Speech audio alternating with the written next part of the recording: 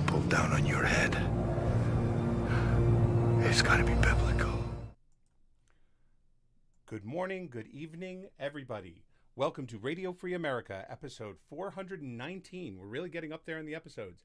We have Phil, I apologize, I lost your last name. I have Phil... Bass. Bass, that's it. I couldn't remember if it was Bass or Booth, and I didn't want to call you the wrong thing.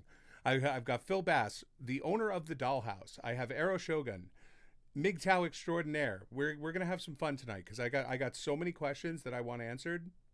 So first off, Phil, welcome to the show. Thank you for allowing me to be here. Oh, anytime. So I just have to start it out with this. How did you get into this? Like, how did you decide this is going to be my thing? Oh, well, although it may sound like a sort of MGTOW ideal, it was just something I kind of fell into. I cut my teeth in the corporate world in IT as a programmer, then a team leader, manager, all of that sort of thing. And I just got tired of working for the man. So as I'd earned a fair bit of money, I took a sabbatical and just took a year off, sat on my backside and did nothing.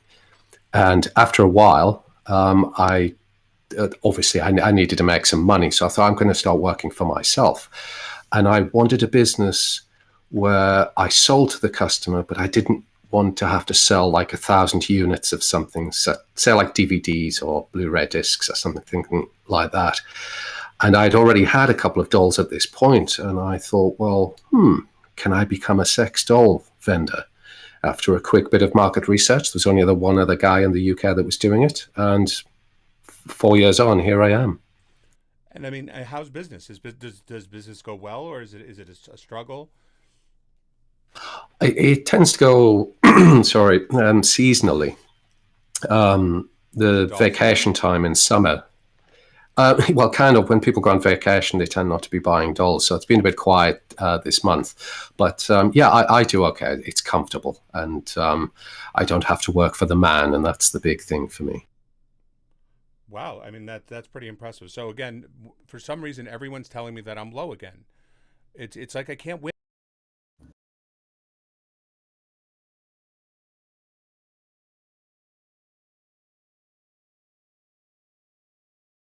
Oh, yeah, I can hear you just fine.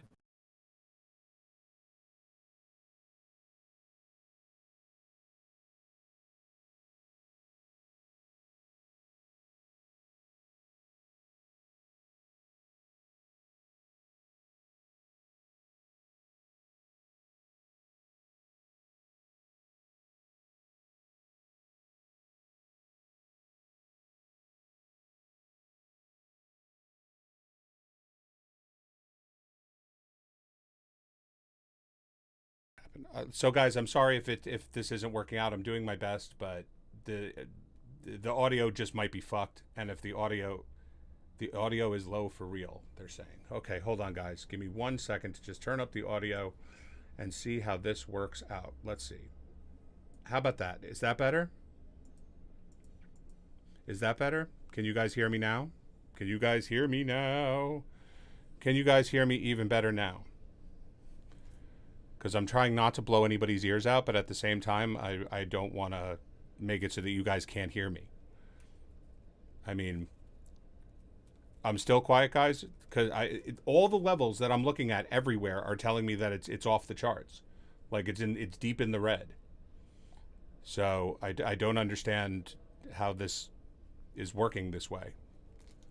It's very upsetting, I have to say. Let me try this.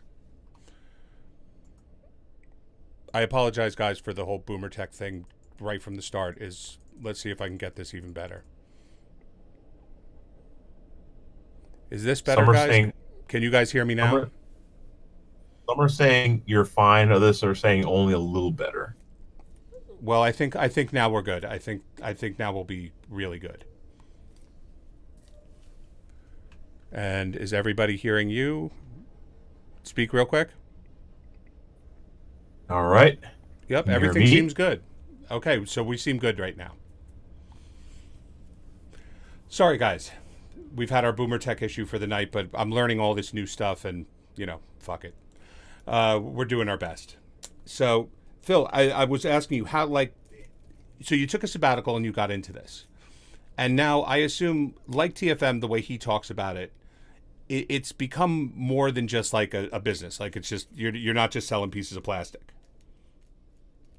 Yeah, this is true. I mean, you'll find all sorts of ways to get job satisfaction out of whatever that you do. But it surprised me what a difference a doll can make to some people's lives, and you really do brighten some guys' lives up, and that's worth more than money. I mean, it almost makes the job sort of vocational, if you like. So in terms of just being a guy who sells something, that's, you can make some money doing that. But the knowledge that you're actually changing some people's lives makes it more than just a means to earn money, if that makes sense. Let's get into that for a sec. How do you see yourself as changing people's lives? Remember, I'm new to this. Like this whole MGTOW / doll thing. This is a completely new world for me. So you're probably going to assume that I know things that I don't. So like what is this world of sex dolls? Well, the phrase that you just used there, that's kind of how people come into it. They're looking to scratch that sexual itch, as it were, or whether they've come out of a divorce or they're like something of an incel type and they have difficulty finding a significant other. That's generally how people come into it. And most people will then get a doll and they go through what we call a honeymoon phase, where you're smashing the doll sort of 5-6 times a day. And they go through this and they're loving it. And then after a while, like even in a real relationship, it wanes over time. And then they start to realize the non-sexual aspects of actually having a doll. I mean, just having a doll in the room with you, just as you're watching TV or a movie or something like that, there's the feeling of another human presence there. I mean, I'm presuming this is all just subconsciously going on in your brain. But people then start to notice that, and it's generally then that they start getting into things like photography. They'll come up with different images for the doll, like they'll change the hair color to hairstyle, start experimenting with makeup, and kind of like lean to a much more feminine side of themselves with the doll, which I think opens them up to like a completely different side of themselves, which they never knew that they had. And there's all these other sorts of avenues that people start to examine. And this is why if you go onto dollforum.com and just have a browse around, you'll have a lot of people who are honestly trying to tell you that it's not exclusively sexual to have a doll. There's a lot of people who enter a lot of different things. But if you were to take the sexual aspect away, a lot of people wouldn't get into doll ownership in the first place. Does that kind of clarify any of the mystique around the whole doll thing for you? It's starting to. I'm starting to wrap my head around it. I understand. The first time I interviewed TFM, we were talking for a good, I would say 3 hours before he even mentioned the fact that he has a doll. And I kind of remember when I met TFM, I didn't know if people were trolling me, asking me if I wanted to talk to him because of his name and stuff like that. So I didn't know, I was still waiting for kind of the punchline, where someone was going to be like, oh, so we were just goofing on you or whatever. So when he said oh, I have a waifu doll and all that, I thought that maybe it was possible he was kidding. So I kind of chuckled for a minute and was like, really? And he told me about it. I was like, oh, that's interesting. You see, I'm very much an individualist. I don't care about someone's degeneracy. I don't care about someone's I don't see any moral or immoral behavior in doing something like that, even if it's not for me. So I'm not one of those people that goes, oh, that's so sad. He has a doll. I don't care one way or the other. Whatever makes you happy as far as I'm concerned. Right. And the average person, I'm sorry, go ahead. No, please. Okay. Yeah. The average person, when they see somebody with a sex doll, they don't stop and think. I mean, they immediately think, oh, something's wrong with them, or they just hate women so much that they would rather, have sex with a piece of plastic. Well, I mean, it's TPE and silicone, but you know what I mean. Mm-hmm. But they often don't think of the reasons why they have that doll to begin with, because if they understood how bad gynocentrism was in this day and age, then yeah, I believe if a lot more men understood, then they would probably be getting sex dolls as well, because personally, I would much rather have sex with a doll for the rest of my life than have sex, than be constantly fornicating with all these thoughts, knowing the STD rate is just getting higher and higher. Also knowing that your chances of getting a false rape accusation and all sorts of other risks and dangers involved in dating a real woman. Now, I mean, of course, no, not all women are like that. You know, got to push the hashtag not all in there, no, lest the little ladies get offended. But chances are you're not going to find the magical relationship that you apparently have, Halsey. There was also a study that estimated that only 17% of marriages, or at least as far as the United States go, are happy marriages. I wouldn't So doubt that. I don't know. I'm sorry. I wouldn't doubt that. That number I probably would. is right. Yeah, I wouldn't doubt it either. So it's really not looking good for you, especially given how the court system is, and because men don't want to deal with the court system also because they realize that they don't have authority over what they're responsible for. So it goes back to that analogy that TFM has made many times. Now, let's say we were going into a partnership for like an escort, where you have all the responsibilities, but you have no authority. And then I can just leave and take half the business, no matter what I did. Even if I was engaging in some fraudulent business activity, then I still get half of the business after you kick me out. That's not a good business. That's not a good business deal. And this is the sad part also, is that marriage is also treated like a corporation, because when you get married and you get the marriage certificate, it's treated the same way as a corporation. Now, Tom Likas has talked about this many times, and I like the way he puts it.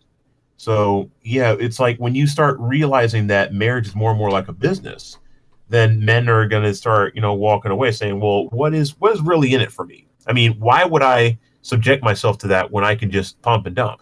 Which is, well, it's the times we're in. So, Phil, how do you feel about the whole prospect of marriage? Well, I'm a self-proclaimed MGTOW. I have been since my early 20s, so it's been a long time now as I'm in my late 40s. And similar to Era Shogun, I can bang the MGTOW drum. But given what's just been said, it's interesting. If you move in doll circles, you will find the way that people treat their dolls, especially if they're en masse, if they're at like a convention or something like that. You get a lot of women who complain that men treat women like sex objects. And then when you get men who buy a sex object, they treat it like a woman, and they treat it so well that some guys even give the doll a sort of a personality, and you're not allowed to use sort of curse words around the doll and stuff like that. So it's amazing how guys change when they've got a risk-free way to express their love for the female form, as it were. You see, I don't even find that so odd. But I'm also not one of these people that say, oh, well, hey, every time you get in a car, you risk getting into an accident, but you don't stop getting in a car. Like, I don't... There are legitimate concerns from people that I speak to that are MGTOW, right? So, in my mind, I understand it. It's just not part of my world. Because, I mean, I live in an Orthodox Jewish community, right? And I actually disagree with you, Shogun, because I think it's the opposite. I think that marriages aren't treated like a business. And that's the problem that we have nowadays, is that marriage is treated as, and this is from years of indoctrination in the schools and on TV. And someone said to me the other night, they said, movies are doing this to people. I said, movies make you feel good. Movies are like a drug. Right? You feel a buzz from watching it, but after you walk away from it, you don't realize what it was so great about it. But TV shows are insidious. Like, I mean, they'll last for years, basically training you as to what you should be looking for. And somewhere in America, the shift came into looking for love, right? Which is a feeling. And it's a feeling that comes and goes. It's a feeling that changes. And it's a feeling that's very heavily influenced by just making you feel good. So when you have people that are marrying for love but have nothing in common with each other, they have nothing that would be worth keeping them together except for this weird abstract idea of love, right? It's going to end in disaster, because sooner or later one of them is going to step back and say to themselves, "Oh, this person doesn't love me because they don't do X for me." You know, like obviously their love for me doesn't work. And if it's not treated like a business, if it's not treated like the idea that we're in this together, and if I don't hold up my side of the bargain, I owe you money. If you don't hold up yours, you owe me. Like, then you get what's going on today. And that's why I'm so intrigued with this idea. Like, it's not just the dolls. It's not just MGTOW. It's not just gynocentrism and red pills. It's this whole societal ideal at this point where if we had we had Charlemagne on the other day, right? And he kept saying like, oh, it doesn't matter that we live in a gynocentric society and you can get divorced, raped, and you can get beaten and lose all your money and your kids and blah, blah, blah, blah, blah. You just have to keep jumping in the saddle and keep making babies because the fertility rate is too low. I mean, that's kind of terrifying to me because you can't just make babies just for the hell of it. Like, oh, the fertility rate's low. Better start popping out babies. So this whole idea of like, okay, if I can't find romantic love, or if I'm not in a place where I feel comfortable enough doing it that I'm not like, getting a dud, then this concept of a doll. And the first time I was talking to TFM about it, I kept thinking to myself like, wow, a brothel with these things would be worth its weight in gold. But supposedly they're illegal in a lot of places. I mean, can you get into that for a minute, Phil? Tell me about the like legalities that they've been pushing on these things. The legalities over dolls, they've only been really starting to manifest very recently, like with the Justice Act, which is like version 2 of the Creeper Act in the US. Certainly in Europe, as I'm from the UK, about the only thing really legally formed against dolls is a vague import of Obscene Objects Act, which was written in the latter years of the 1800s to stop hardcore printed pornography coming into the country. But because it's been worded so vaguely, it can apply to almost anything. Now, customs have kind of got free rein to ban anything being imported into the country. But if it was manufactured in the country, we'd have a real problem. And of course, this raises the whole sticky issue of child sex dolls, which everyone's kind of titillated about to talking about in the media. And yet there is no solid legislation on it. Certainly in Europe. I mean, it's coming in the US. I mean, tell them about that time. I'm sorry, Halsey, go ahead. Please. No, go ahead. Phil, tell them about that time that you got your laptop seized. Because they were doing an investigation on your business. Oh, well, I had a 140 centimeter doll, which would be about, I think, 4'7", coming into the UK for a customer. And I'd been monitoring it on the tracking data they get from the courier, and it just seemed to disappear. So I mentioned to the manufacturer, so they sent another one out. What had actually happened was customs had intercepted it and just designated this as a child sex doll with a D cup size breast. I'll have you know, and decent hips. As well as kids do. Yeah. So, and I was completely unaware at this point. So our FBI, or as it's known as the National Crime Agency, was alerted. So they got search warrants out and so forth, and then they paid me a visit. And I'd moved premises by the time they turned up at the door. So they gave me a call, and I invited them up to where I lived. I took them down to the work premises and stuff and let them investigate everything. They had arbitrarily said that anything 140 centimeters, 4'7" or under, is automatically a child sex doll, irrespective of any of the characteristics. So they seized another 3 dolls. They seized my laptops, cell phones, and I was directing them to other electronic equipment, but they weren't fussed about any of this, which was a little confusing at the time. But it took me about 10 minutes for the penny to drop, and I realized, they're looking for anything that can contain digital imagery. So they're looking for child pornography. That's the real issue here. So 6-7 months later, and a good $15,000-$16,000 worth of lawyers' fees, they dropped the case because there was no child pornography imagery or videography found on any of my equipment. So they literally had no case against me, because if you're just going to take someone to court over an alleged child sex doll, you're on shaky legal ground anyway. And certainly for the UK, there have been instances in the media where people have been taken to court, and the newspapers are all over the fact it's got this small doll, 3-foot high doll with massive boobs. And in the small print at the bottom of the story, you'll find, 34,000 indecent images of children were found on this man's computer. But it's the sex doll that he got prosecuted for. I'm not buying it. I'm really not. But that's the top and bottom of it.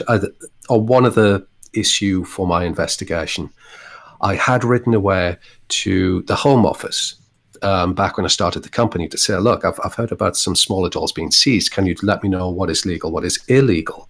I don't want to break any laws. Right. They forwarded this to the Ministry of Justice because they were the actual governmental department that would deal with this. They ignored my query, so I requeried and requeried. Then I did a handwritten complaint due to their lack of communication. And even that wasn't responded to. So when I was being investigated, I mentioned this to the National Crime Agency, who went and clarified this. Then I got a response from the Ministry of Justice. And I think that may have been key in the case being dropped against me. But that's it in a nutshell. Every time I hear about the British justice system, I just want to puke a little bit further. I have a very good friend, Jada Franson. She's the deputy director of Britain First. And she just did a year in prison for calling a Muslim rape gang, even after they were convicted of being a Muslim rape gang. And yeah, it's insane in this country. It really is. And then to make matters worse, while she's in jail, the government let a lawsuit go against her from the Halal Meat Agency, like the UK Halal Meat Agency, because they say that she insulted halal meat and like she affected their business and like all this really odd shit, but she couldn't defend herself because she was in jail and they wouldn't let her out to defend herself. So she lost her lawsuit and she basically lost her house. This doesn't surprise me in the slightest. And for all that the UK has the unenviable reputation of sort of like pushing freedoms around the world, we're not a free country. And it's getting worse and worse. And to the point when now I would actually like to emigrate to the US, the last bastion of freedom in the world, as I see it. I mean, you're not wrong, but at the same time, the US we got our problems too. Granted, we are definitely not like the UK. That's for sure. The UK it seems they've just completely jumped the shark. You know? Yeah, absolutely. I mean, if there was going to be a last stand for freedom, I'd rather stand with America to do it than any sort of weird excuse that we have for freedom in this country, because the freedoms that we have are only granted by the Crown, and they can be taken away by the Crown in a heartbeat. And they are quite often, right? Indeed, they are. Speaking of the Crown, the Queen just made some sort of legislation recently. I forgot exactly what it was. Do you know what I'm talking about, Phil? She suspended Parliament. Yes. In terms of how this should work, it is a little unusual, but when requested by the government of the time, it's almost a duty of Her Majesty to kind of stay out of politics and just go with the flow. Because if she starts offering an opinion and so forth, even just to say to the newspapers, it could start getting very messy. So what actually happened is what should have happened, even though it's a slightly unusual move by the government. The fact that the Queen has done this is not unusual from her respect. So a lot of people I know are very curious about this, and I don't know the British system well enough. Can you just maybe talk? Well, we'll get back to the dolls in a minute. Can you just like maybe tell the audience what happened? Well, Boris Johnson, the Prime Minister of the moment, it just wants to suspend Parliament because there's a cross-party movement to try and prevent a no-deal Brexit. And the no-deal Brexit idea certainly is the will of the people. If we were to have another referendum, this is what we would find that the people want. But because of globalism and all of those associated reasons, there are people who have financial interests in the European Union, and they want to be locked into the European Union to preserve their financial interests. So And it's weird that the socialist side of UK politics is into this, but this is where we are today. So they're trying to, they need only a short amount of time to get a coalition together to try and kind of vote this as something that cannot happen. So Boris Johnson wants to suspend Parliament to not give them the opportunity to do this. And people are saying that this is undemocratic, but this is the will of the people. It's the will of Parliament that's actually going against this. So it's becoming weird. It's as though Parliament rules the country rather than being a representation of the people. So in my view, Boris Johnson is going the democratic way. It's so interesting. You know, the entire concept of the Queen stepping in and dissolving Parliament, even though, you know, she doesn't really have any power. So, and if she ever tried to exercise any power, she would just find herself without it anyway. You know, in theory, it would depend on what the military did, because it's still Her Majesty's military forces. Now, if they act with the Queen, she could dissolve Parliament and literally take power as a monarch once again. But it's anyone's guess as to whether that would happen or not. Right, because she's what, 400 or 500 years old. Like, I mean, there's no way that she's up to the task of retaking Parliament. You know? Oh yeah, absolutely. She would have to bypass Charles and then maybe go down to one of his sons to actually rule the country in terms of a popular monarch. I find that so fascinating. But so back to what we were talking about, though, real quick. What is it like? What are the laws like in the UK other than this one case against you? Like, are they still trying to find laws they can use against you on these things? Well, I get the impression a lot of this is just driven by the media. Because even when I had my investigation, I kind of got the impression, reading between the lines, that the child protection officers that came to do the investigation against me had better things to be doing. And the whole media furore seems to have dissipated somewhat. So I'm not feeling as much pressure against it. And I've had various, they tend to be students, to be honest, but most of them have been feminists to one degree or another. And even they are starting to come around to the ideas of dolls not being as icky as they once thought. I mean, maybe because girls are now getting into the idea of having dolls. I do actually sell to women. It's not an exclusively male thing. So I just saw we just did an article on Wednesday about that, about what's it called? About women that are getting into dolls. And I mean, it's really funny that they talk about guys like it's like the ultimate degeneracy, but then they talk about women like this is super empowering for them. Yeah, absolutely. I mean, see, I, as a guy, if I sell to a girl, it would be really creepy if I was to ask, why are you actually getting the doll? So I've never been in a position to do it. So I'm guessing that a lot of the time, this is just like adult dress up. So she can dress up the doll and play with different images and stuff. Because there was one doll that I sold to a woman, and she put some images up on Doll Forum so we could see the doll. And it was a little unusual in that she'd gotten a male doll, so all the various anatomical aspects of being a man, but she put a female head on the doll because most of the doll heads are detachable. Wow. And then give it a boy's haircut. And it looked really good. Like, it's a good-looking guy. It was interesting.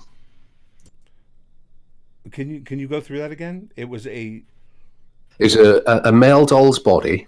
So, like, from the neck down, it's got like the pecs and the abs. No female qualities at all. But then a female head, so it kind of had the sort of soft-looking chin, stuff like that, and high cheekbones, and then put a boy's wig on the head, and it looked like a really good-looking guy.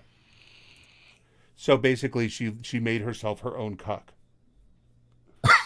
I mean, I guess. I mean, there are other women.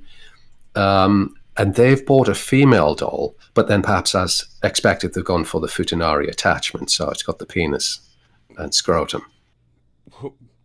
So it's a female doll with... Okay, you got to go through that one again. What? Okay, so they've gone for like a regular female doll, as you would normally see on like any of the photos you've seen in social media or on my website. But you can get an attachment which effectively goes into the vagina to like anchor the attachment in place, and you've got like the penis and testicles actually on the outside of the doll. So there's like this whole Japanese futanari thing where it's essentially female except for the genitalia. So of course, maybe it's playing to the slight lesbian in every woman or anything. I don't know, but it's obviously what you wanted. It's a transgender doll. I was about to say, people are even preferring trannies in dolls. That's a little creepy. Well, it's out there, but I'm perhaps thinking the same way as you, that I'm kind of surprised at how many traps are around these days and just how popular they seem to be. I've noticed, actually, I just did an interview with a computer graphics porn site, and they've even done little articles themselves where they've asked people about, like, oh, what sort of characteristics do you want to see in this computer graphics porn? And there's the usual, you know, small waist, big breasts, big hips, long legs, but they almost universally stare and put a big veiny cock on the thing. And that makes my mind boggle, but apparently it's what people want to see. Well, this whole porn thing with women is actually pretty creepy because two researchers, I think they were at the University of Idaho, but I don't remember. They have been getting the user data randomized so they can't obviously see people's names and stuff, but from Pornhub for the last 10 years, and they've been analyzing it. And they found that amongst men, the most popular searches are like cuckold porn and like stuff like, you know, like sharing your wife or, you know, how your wife getting stolen or whatever it may be. And for women, it was all like violent rape and like, you know, forced beyond your will and that kind of shit. And it was a real eye opener for even the researchers. They couldn't believe what they were seeing. Well, is it a case of women doing the whole sort of cat aspect and wanting what you can't have? Because it's been increasingly, I suppose, illegalized to be into rough sex because, of course, you know, just that one word, rape, and then you're doing hard time in a penitentiary. So it may be just because it's become increasingly difficult to come across these days that they want to be sort of almost violently put into their place, sexually speaking. I mean, that wouldn't surprise me at all. I mean, the way that female society is acting right now is they're acting like the kid who threw a tantrum in the middle of the supermarket and their parents caved and bought them the chocolate bar, and they realized that it's just going to get worse and worse and worse and worse and worse, right? Because the kid's just going to keep doing it and doing it and doing it. So at this point, I don't think they even know what they want. Like, if you look at the arguments between TERFs and feminists and trad women and non-trad women, I mean, before I was talking to someone who saw some of TFM's content, right? And she immediately started with, like, you know, I don't like that he says all women are stupid or all women are useless or beware of all this. And I said, oh, okay, so what you're upset about, it seems, is that he approached the subject without nuance. Because what was it that he said? He said men beware of women, and this kind of bothered her, right? And I said, because you're imagining a guy sitting at a bar with 10 other guys and saying, look, guys, it is fucked up out there. What you need to do is avoid women at all costs. Like, if you see one on one side of the street, run to the other because she's literally there waiting to call you a rapist. Right? And I said, and you know what? Okay, that's in your mind, that's what you saw. But what I see is like someone telling their buddy, like, look, man, you don't want to get into relationships right now. And if you do, don't have sex until you're married. Because seriously, between the STDs, the rape cases, everything that's going on in this world, you can't be too careful. And I said, would you fault someone for that? And she said, well, no, obviously not. And I said, all of this is just the way you look at it, because all the message is still exactly the same. Everybody is looking for a return of patriarchy. It's just the men aren't stepping up and taking it. And I don't think they will, to be honest with you. So honestly, I'm positive that they won't, because it's like the rights are so far gone to the point where it's like we're constantly being backed up into a corner. Many of us see it, but many of us are still not willing to fight, because it's kind of like how, like, let's say we're all in the war and the enemy is encroaching on our territory, and instead of fighting back, we just want to delay the inevitable and just retreat a little bit. and then they just take that land, and then they encroach on our territory some more. We retreat, and they take some more land. And the more we retreat, the more ground they gain. So it's only until we're in a corner, or should I say, when the pain of inaction exceeds the pain of action, then we say, okay, maybe we should actually fight this, but it's actually too late. And also, I believe that it's intentional that thing done slowly, because if you do it all at once, then people will get pissed off. They may rise up and they may actually do something. But if you do things slowly but surely, then people are they're gonna compromise a little bit here and there, or they're just not gonna notice. That has been my perspective. What say you, Phil, of the dollhouse? Well, I'm wondering. I don't really have any evidence to back this up. It's almost just like an anecdotal feeling that the women are pushing harder against men to get us, as we would traditionally do, say 50 years ago, stand up, slap them across the face to put them back into their place. And for all that may seem a little over the top, sometimes a woman actually at least respects it, if not enjoys it a little bit. But because of the way the legal system is today, to stand up and put a woman into her place, to get her to start acting more in a civil manner, you can end up visiting your local prison for doing this sort of thing. So the men are backing off, and this is creating the rise of MGTOW, which is what neither side wants, really. And yet so the women are thinking this isn't working, so we need to push them even harder to get them to push back at us. And that's just creating a sort of concentric spiral for society. But again, this is just my feeling as to what's going on. Well, I definitely agree with you there, because if there's one thing I've noticed about men, it's like many want to do something, that they want to discipline their wives, but they know that there's legal repercussions if they do. Or should I say, if the woman decides to turn him in, because as a man, you can't really win.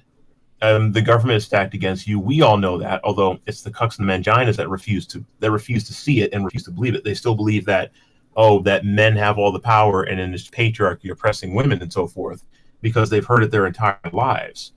And it gets to the point where, and it also gets to the point where women themselves are not happy, because the women, they want to be put in their place. They want to be taken. But also men, especially cucks, they want to project their nature upon women, saying that well, we have to treat them like queens, because if I were her, no, I'd want to be treated right, because as a man, you want your woman to treat you right. They want you to be nice to you, and so forth. So that's the way we tend to look at it. We be nice and be chivalrous, whereas women want to be taken. They want to be, they don't want to be daddy. They want you to be daddy. And just like how spoiled children operate, if you don't discipline a child, the child's going to hate you. But if you don't give the child everything he or she wants, and you discipline the child, they may be mad at some point, but they'll eventually look back and thank you, and they'll respect you. With respect to the example that I just given, I am speaking as much verbally as I am sort of physically here. I mean, I'm not trying to advocate sort of like giving a woman like the back of your hand type of thing, only as a last resort. But even when speaking harshly to a woman these days, it's immediately classed as misogyny. So again, this pushes the whole reactionary idea of MGTOW, or red pilling, whatever we want to call it. But so as Arishogan had correctly stated, there is no way to win, so we just end up backing away. I mean, if there was a way to win, there'd be some sort of competitive nature in men, and we'd be scrambling over each other to try and be that winner to make it work. But I can't see a light at the end of that tunnel to aspire to as a man.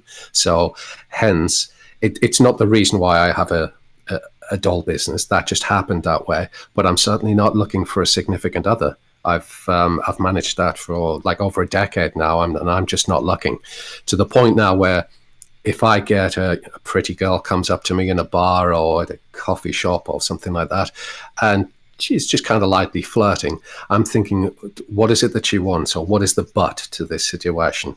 There's an exception here that I'm not seeing.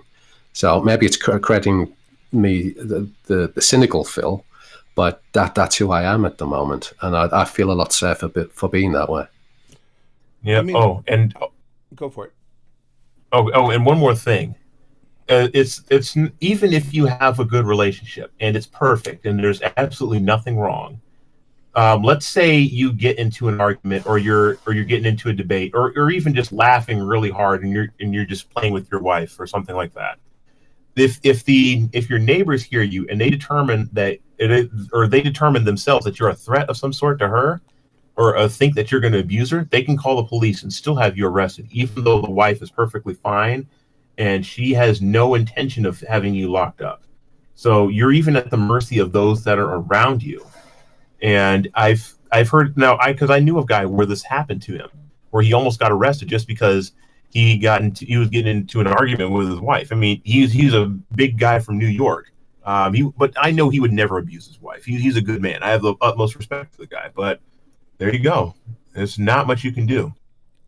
So let me play devil's advocate with both of you. I'd like to hear both of your answers to this. One would say that MGTOW is nothing new, right? The only difference is how far they're willing to go with the whole idea, because there have been celebrities and rich people for as long as recorded history is around that just said, "Oh, I'm never getting married. I have no interest in forming like bonds with people, but I'm just going to run around and fuck anything that moves." Now, obviously, people are a little more careful nowadays because STDs and Me Too and all of that.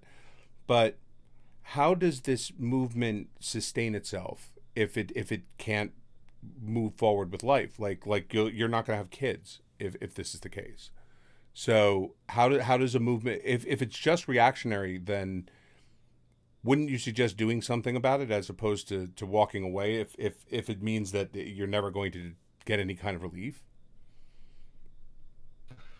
Well, in terms of how do you win is the immediate question. How do you make these changes? Because and I've seen this in UK politics. Let's say if you get into politics to try and affect change politically and legally, if you're standing up against the feminist horde, dare I say, you're immediately designated a misogynist, and it's 10 times harder to try and get your point of view across as just even being reasonable and something that should be debated, as you then start being dismissed immediately. With that, how do we sustain the MGTOW thing? Well, we tend to be a bit more inward looking as to make our own lives better. So in terms of procreation, and it's not so much a case of keeping the MGTOW ideology going, generationally speaking. I mean, if that was the case, I think we'd all be like taking apprentices and showing young guys what the way is and what the dangers are and stuff like that, so they can manage to negotiate life without any of the pitfalls and ravines. Does that clear anything, or is that as clear as mud? Oh no, it makes sense. It makes sense. Listen, as I said, I've been learning about this stuff. When I started talking to TFM, I was looking at this whole issue from a biological sense. It was a really cool kind of study I was getting into.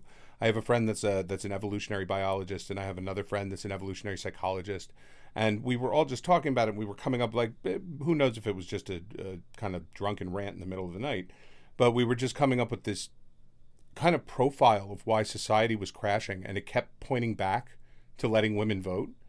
So, and it wasn't even like we were looking at it like, oh wow, women are fucked up, we need to figure out why. It was almost like the way we were looking at it, like, how do people miss this?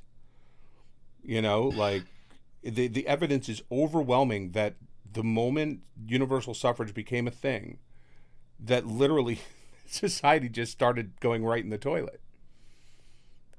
There certainly is credence to that, but it's not necessarily a genderfied issue.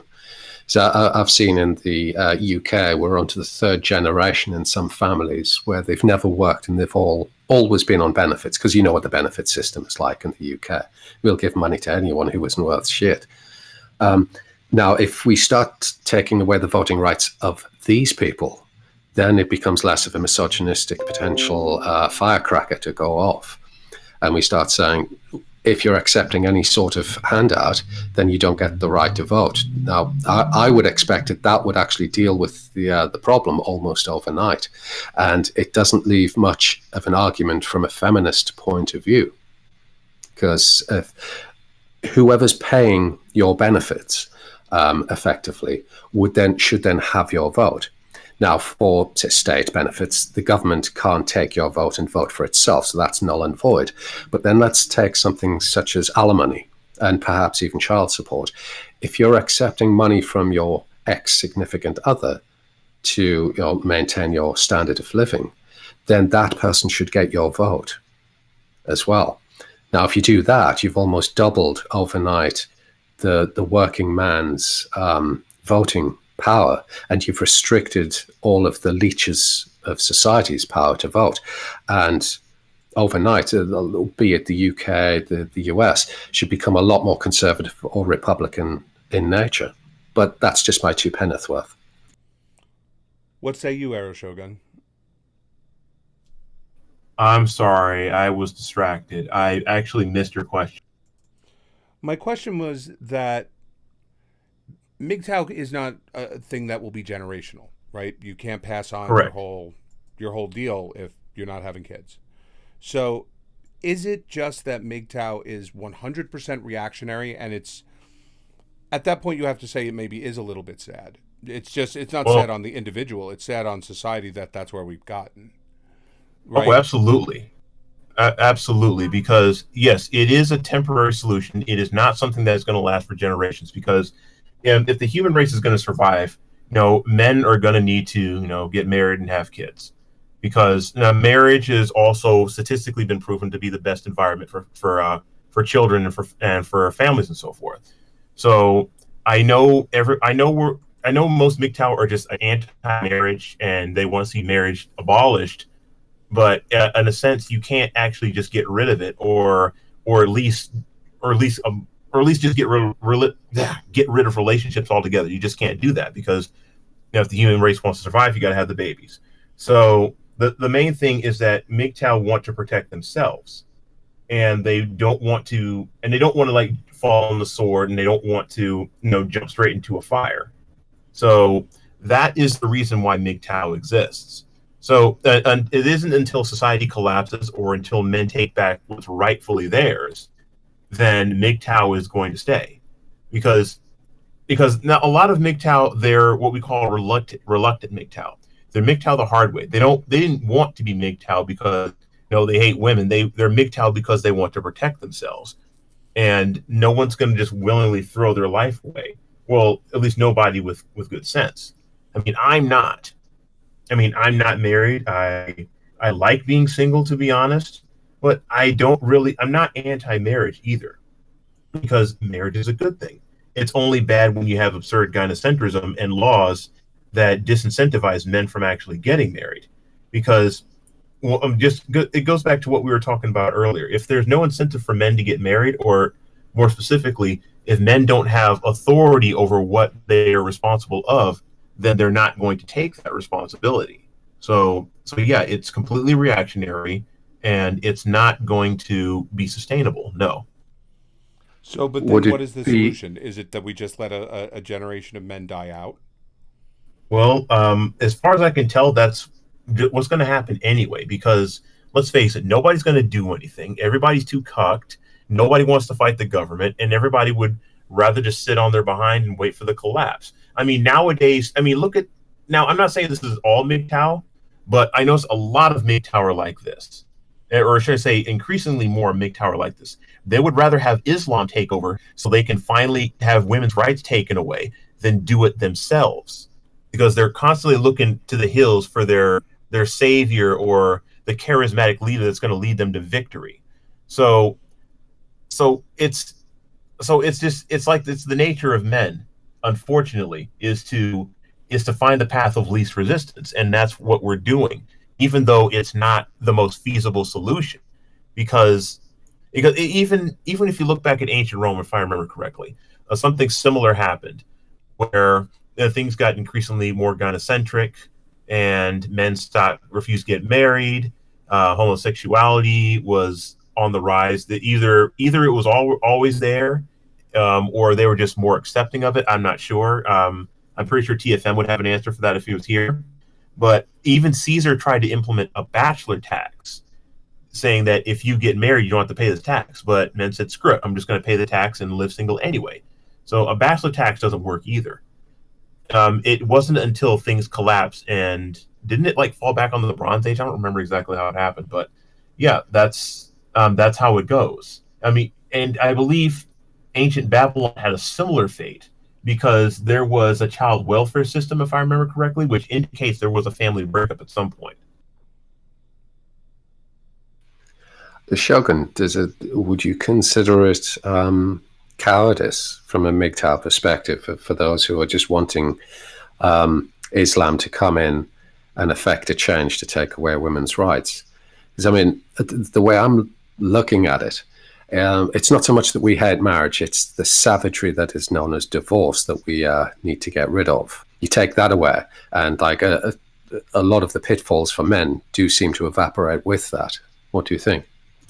Well, I have to agree that, yes, I do believe it is cowardice. I do believe those who would rather give up their freedoms just so they can have one thing, such as like women's rights, to be taken away. I do believe that is not only cowardice, but I do believe that is, I just believe that's just a sign of giving up.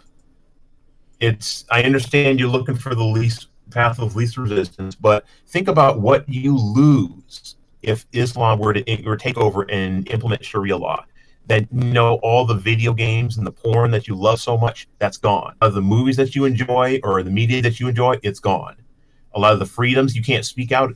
When the religion is government, you can't speak out about it, out against it. It's wrong. I mean, it's gone.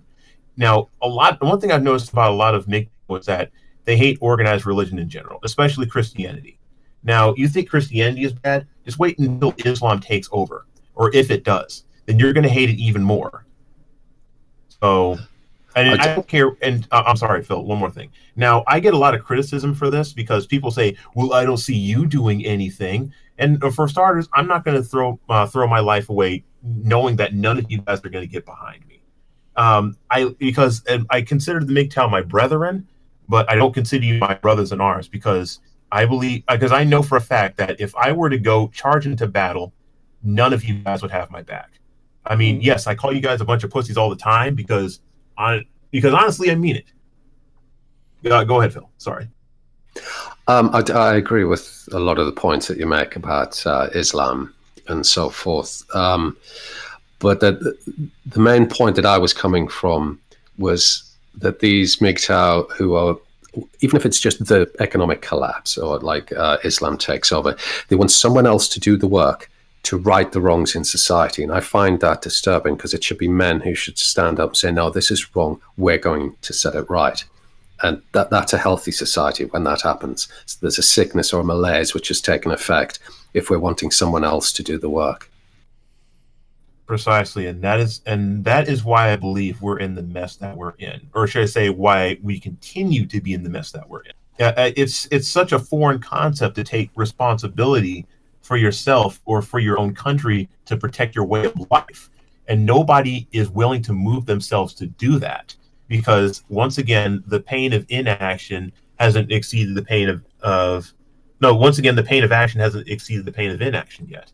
So it's until that happens, then maybe we'll think about it. But even when that happens, who knows? Maybe all the guns will be taken away and you have nothing to fight with. And it's only until everybody rises up in the country and fights back with sheer numbers, knowing that it's do or die, then yeah, we're screwed. So I have no faith in humanity. I don't have faith in anything right now because I'm sorry, it's that's the black pill in you coming out again. Yes. Listen, I mean, the black pill hits all of us at any given time, right? So you just can't avoid it because on any given day, you can open up like a newspaper and just see how completely fucked this country and world is. But when all's said and done, I personally, like, I stand the fence on MGTOW, right? Because, again, I think it is walking away. I think that you're walking away from, like, a fight you need to have. But at the same time, that's why I was kind of playing devil's advocate. I don't know how you can have this fight because you can't be like, oh, I'm taking authority back and just start punching women in the face, because you'll just go to prison for the rest of your life. Right. And honestly, there's another side to it, is that this another way I look at it is this, waiting for the time to strike, because you don't attack when your enemy's strong. When your enemy is weak, that's when you rise up and then you make your full on assault. I don't see that happening. I just see I see us losing everything before we even reach that point, to the point where the enemy is weak and we can actually take them back. Because it who knows, I could be wrong, but I just don't think so at this point. I mean, I would probably, If I would probably start by not referring to women as the enemy. Like, I mean, otherwise you're basically saying that you should just kill all the women, and then there's no point to taking back the pimp hand if there's no one to slap with it. Right, I agree with that. Now, women are not the enemy. Women are fine, because think of them. And now I know I'm repeating TFM at this point, but no, once again, comparing women to children is that if they're well behaved, they're delightful. Well, you can say that to anybody, about anybody actually, but it's when they're undisciplined and they just don't know how to behave, and their nature just run rampant. No, that's a problem, because even if let's say that we lived in an androcentric society, and women were the ones that had all the responsibility and no authority, and where men had all the authority but no responsibility, I'm pretty sure that men would be taking advantage of it too. So I'm not saying female nature in itself is evil, because they're fine. I mean, certain parts of hypergamy is actually important, because they're actually just trying to choose the most suitable mate to have their children with. I mean, that's basically how things worked back in the olden days, during the dawn of humanity. And it's even the same way in animals, because in that sense, we're not really much different from animals, because natural selection is a thing. The female wants to mate with the fittest and the strongest male, and the one that's able to provide for the children and everything, because she wants her offspring to have the best chance that they can have for survival, so that they can also reproduce and they can find mates and be attractive to other mates. So female nature is not bad. It's only until it gets out of hand and it's left unchecked. Same with children. So no, women aren't the problem. It's gynocentrism and the cucks that enable it. It's an interesting way to put it. I mean, I'm starting to feel like the Ted Kaczynski thing, not the mailing bombs to people, but the whole idea that technology just seems to really, really, really be screwing us up. Because it just seems the more advanced we become technologically, the more we tend to gravitate towards cities, the more we tend to gravitate towards leftism. And it's almost like we're just becoming an idiocracy, where it's just, we don't care about throwing shit on the streets. I mean, they put up signs telling people not to shit on the street, not to prevent them from doing it, but hoping to like kind of reach their inner conscience and saying like, please stop shitting on the streets, and no one's listening. I mean, London, from what I understand, used to be gorgeous. Now it looks like Somalia. I mean, am I right about that? Yeah, there are certain areas where it's like Bethnal Green, for an example. It's kind of run down. It's kind of got that sort of old Bombay sort of look to it, but it's kind of growing, to be honest, because like there's kind of white flight happening in London at the minute. Everyone's moving out of sort of Greater London and just commuting in for work and stuff like that, because it's getting worse. And of course, you've all heard about the ethnic knifings problems that we've got in London, and our mayor, who doesn't want to do anything about it because it might be considered racist. It's all just going down the toilet. I mean, this is where I have my big problem with all of this. And maybe it's just because of like the family I grew up in, but I don't care if people call me like a misogynist or a racist or whatever. Like, I mean, it really doesn't bother me at all, because I mean, I just look at the source. I mean, if people like Antifa are calling me like a racist, like, thank God, because I don't want to be looking good in their eyes. I mean, I'm going to get called a misogynist no matter what I do, and I'm going to get called a racist no matter what I do.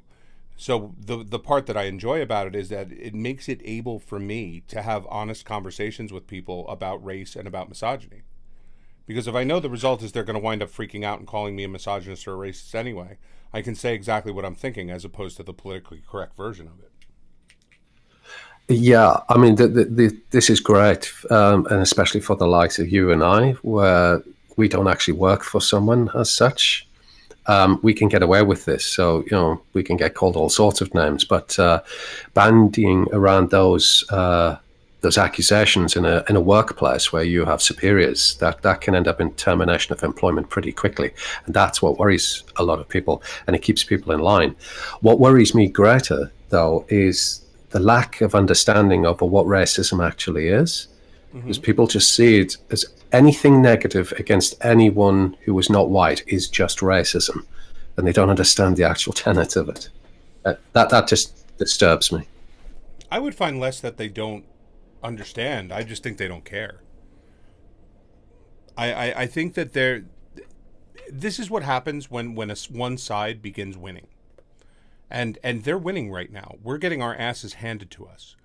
So, I mean, TFM had one of the best quotes the other day. I actually wrote it down. He said, "The left are winning while the right are looking for a way to lose gracefully." I mean, we're not helping ourselves at all. And in doing so, we talk about things like taking women's rights or restricting voting rights or, making the pimp hand strong or whatever you want to say. But no one's actually doing it.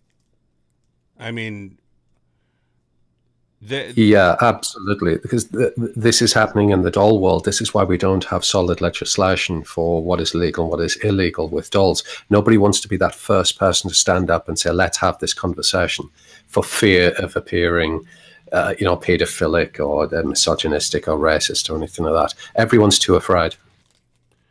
I mean, look, you don't get more radical in what you want to do to pedophiles than what I would do. I mean, shit, you've probably heard my plan for illegal immigrants, let alone, people that actually diddle little kids. But I mean, when all's said and done, you can't rape a doll. Like, I don't care if you made the doll into a little 2-year-old. Like, I will know there's something wrong with you, and maybe it's something that I mean, it should be like a good tip off to those in power. Like, hey, maybe look at this guy. He just ordered like a on all fours crawling baby with a fuck hole in it. But you can't say that a doll like classifies as an age. You can't be like, oh look, the titties are only this big, so it's probably 16. What? It's a piece of plastic. It doesn't make any sense. Done, it's a piece of plastic. It might be one that's worth a lot of money, and it might be one that has an emotional attachment. It might have, there's a million things you could say it also is. But in the end, it's a piece of plastic. You can't say that a piece of plastic is really 16. You can't say that a piece of plastic is underage. It doesn't have an age. Yeah, absolutely. I mean, this seems to be the first misunderstanding that happens. Because people will say, oh, well, when you have sex with it, so, well, do you have sex with a dildo or do you masturbate with a dildo? To me, sex is between two consenting adults, or maybe non-consenting in terms of rape. But it's two people who are alive. That's sex. If you're having sex with an inanimate object, to me, it's just masturbation. Mm-hmm.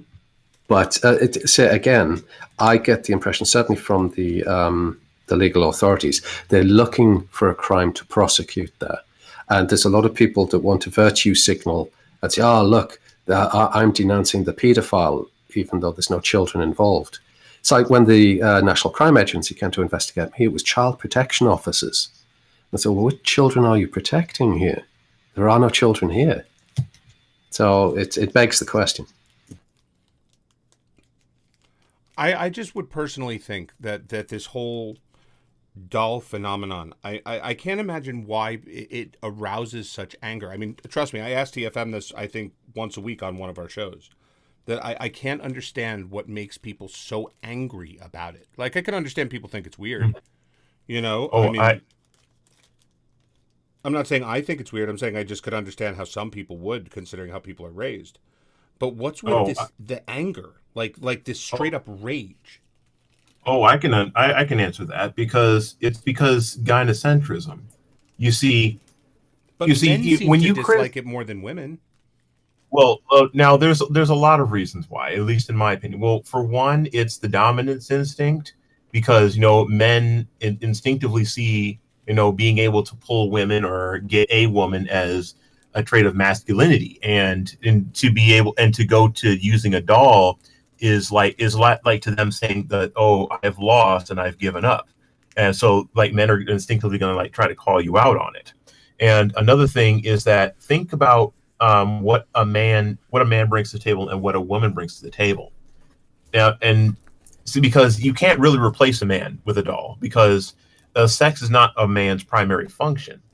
When it comes to men, men have to maintain society. They're the ones that build things. I mean, everything that you see built, use, every service, everything like that is either built, maintained, or developed by men. So if men were to disappear, then all of that innovation would just go away, or should I say, be stagnant. Because when you look back at the Survivor episodes where they pit the men against the women, the men, they quickly built themselves like a cabin. They got some trees down. It was almost like a miniature resort. They quickly put their heads together and got everything done. The women, they didn't have much of anything. Even when they had to find some food, they found a wild pig. But instead of killing it and eating it, no, they played with it and gave it a name and treated it like a pet. And they got to the point where the women, they could barely start a fire or anything like that, and they were just huddled up under like palm fronds and stuff. And the women, they were going to die. So the producers, they actually had to step in and try to do something about it. They gave them a tarp that didn't help. So eventually, they just brought the women over to the men's camp so they wouldn't die. So yeah, without men, women would die. And let's say if you get a doll, then then there's not a whole lot that you're really losing. I mean, in one sense. I mean, I'm not saying that like if you replaced your wife with a doll, that would be fantastic and nothing would change in your life. But but the average woman does not know how to cook, refuses to clean anything, or wouldn't clean up after you, even if you're busting your behind at work all day. So and even when you're having sex with a woman, a lot of times they just lay there, and they're not looking very enthusiastic. So for a lot of men, they see it. Well, what exactly have I lost?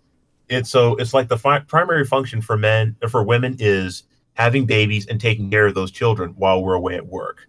Now, if we're not having babies and we're not having children, then there you go. There's no reason for us to have a woman. And if we have a sex doll, then we get what we want. When the doll never says no, it doesn't falsely accuse you of rape. And there you go. And women, they realize that the dolls are taking the power out of their hands if they allow the dolls to continue to be a thing. Just like that sex doll brothel in Spain, they had some dolls in the brothel, and it was actually competing well and even getting more business in this, I believe it was, than the actual prostitutes. So the real prostitutes, they read to the government and they got it shut down. So yeah, they realize that dolls are competition. Women, they know it, and men, they see men as that get dolls as failures. So that's how I see it. I really want to hear Phil's take on this. I've been like sitting here patiently waiting. Well, for the doll brothel side of things or something else? The doll brothel side of things, but I mean, there's a lot to unpack in what Shogun was just saying. But I don't think you can just say blanketly, like, okay, well, women are into cooking, or women are into cleaning, or women are into this or that or this or that. Women are into a lot of things, just like guys are into. Everybody's into things. But I mean, I'll reveal a bit of my age at this point. I mean, everyone knows I'm 41, but I'm just saying. Do you remember when we were kids and cyber sex became a thing? Like people would connect through AOL or whatever the other one was for fucking Commodore or whatever, and they would basically like have pretend sex through IM. Yeah. right? Yes. I remember at the time thinking to myself, like, who would want to do that? Like, who would want to trade actually going out and doing it with sitting behind a computer and doing it sort of make believe, kind of? And remember, at first, there were no like webcams or video conferencing. Like, that was only something that like Fortune 500 companies had. So now we're at the point where we just keep creating better and better technology in order to drive us away from real life. And I'm not just saying from marriage, because listen, you've heard me say it 1,000 times. I don't think marriage is an answer right now. I don't think forcing people to be married is an answer if you're going to still give them, you know, if you're still all about telling women that it's their goal in life to be inferior men, you're always going to watch society crash and burn. And that's where we're at right now. I mean, right now we're telling women that it's really bad to have babies and raise children. It's really good to go get a mid-level management job at some no-name corporation where no one even knows your name. Like, that's good. You should replace your children with that. I think, yeah, I'm agreeing with you completely. And from my perspective, where we promote certain things, like at the moment, we're promoting women to, like, you know, in their 20s to go out and get their career sorted, rather than perhaps thinking about sort of raising a family, for example. I would shake things up a bit. I would promote things like, you know, if a woman wanted to go to university, she can get like a governmental grant which will help her do this financially if she's already had her family, kind of idea. And for men, promote those subjects that we need, for example, some very STEM subjects or whatever that's required at the time, for those guys in their, you know, late teens, early 20s, because that's the right time that we want men to do it. It's the right time when we want women to do it. So then everybody wins. So we get families, we get men who are well qualified, women whose children are thinking of going to university. They have time on their hands. They could go to university and they could then develop a career as well. So we have everything that everyone's striving for now, but at the right time. But again, I've got no real evidence to back up that this would work, but this just seems logically more sensible to me.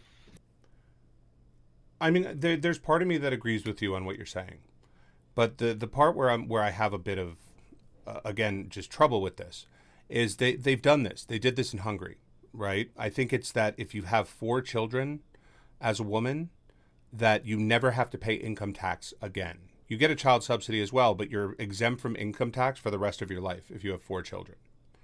Now, Yes, I do believe that was. Oh, I'm sorry. Go ahead.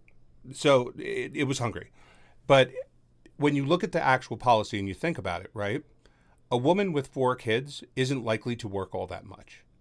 I mean, childcare would cost more than she'll probably make, unless she's like a high-level executive. Nobody reproduces for money unless they're already like in a pretty bad place. You know, like no one's going to be like climbing the corporate ladder and then look at each other and go, "Oh, this is awesome. We can make $10,000 a year if we just have babies and don't work." You know, like that, it encourages breeding amongst like kind of the lower half of society, and it encourages the upper half of society not to breed at all. And Well, yeah, but you're trying to almost bribe them with money in that case. What I'm trying to put over is whatever it is that women are saying that they want, that will be given to them at an appropriate time.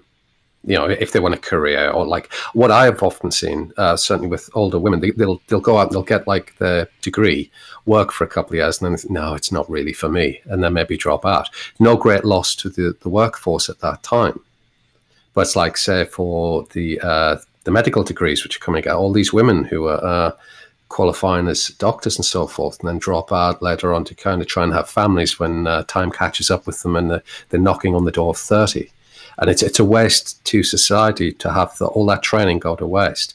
So I would disincentivize the training of women at that age, but promote it when, say, 35, 40 or something like that.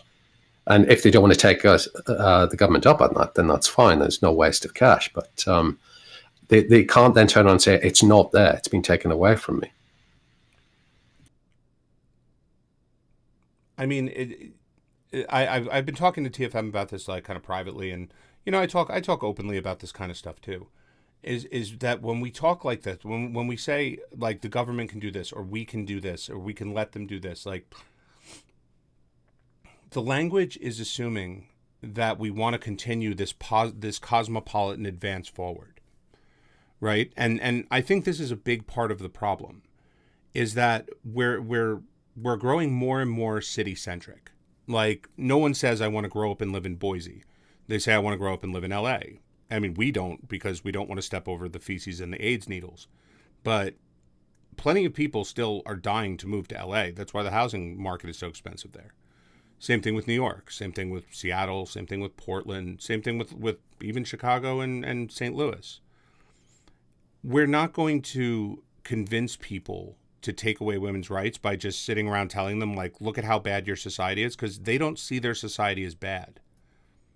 Like people who live in New York City, where all of the black people live in one neighborhood, they don't interact with them at all unless they're serving them dinner at a restaurant, right? And they honestly believe that the real problem is the rest of the country's racism. They don't see it as they're a part of the problem, that if there is racism in the country, it's much more around them than it is around us. We don't live around enough people for racism to be a problem. There's also not that many Nazis out there. I'm sorry. The last Black Lives Matter rally, I think they had like 15,000 people. The last Klan rally, I think they had 4. So at this point, like I think this whole doll thing is actually pretty cool. Okay, not because I want a doll myself, but I think the idea of a doll brothel is just ingenious. I just really do. Because you know why? People have to travel a lot for business. Even in this interconnected internet age, people still travel a lot for business. And you don't want people banging nasty prostitutes and getting like the clap and having to come home and get a shot of penicillin from going on a business trip. And like, I mean, a hotel could offer you this as almost kind of like here, I know you're away, but take care of yourself. Yeah, just order it through the TV in the room. Could you imagine like they come, they have their assortment, and then they like plop one off the table, and they're like, okay, here you go. Unless it's that Haley one, then you get a backache and have to go to the hospital. Yeah, absolutely. I have been approached by a number of people who've wanted to buy dolls for brothels. It's never really seemed to gotten itself to fruition. But again, no evidence, but I think what a lot of these people are doing, they're trying to make a cheap buck, because technically, is it really the sex industry? Do you need any sort of licensing or anything like that to specifically do it? Whereas what I've tried to tell them, certainly if it's been in the US, is get everything legally sorted as though you're actually opening a brothel with women. Well, the and only then place it's you can going to do be that is in Nevada. Right, but then it's going to be 10 times more difficult for the authorities to shut you down, because if you've ticked every box and done everything legally as you would do if you were going to hire out women, because at the minute they all seem to be getting tripped over on technicalities, legally speaking. So what are some examples? Because I've never.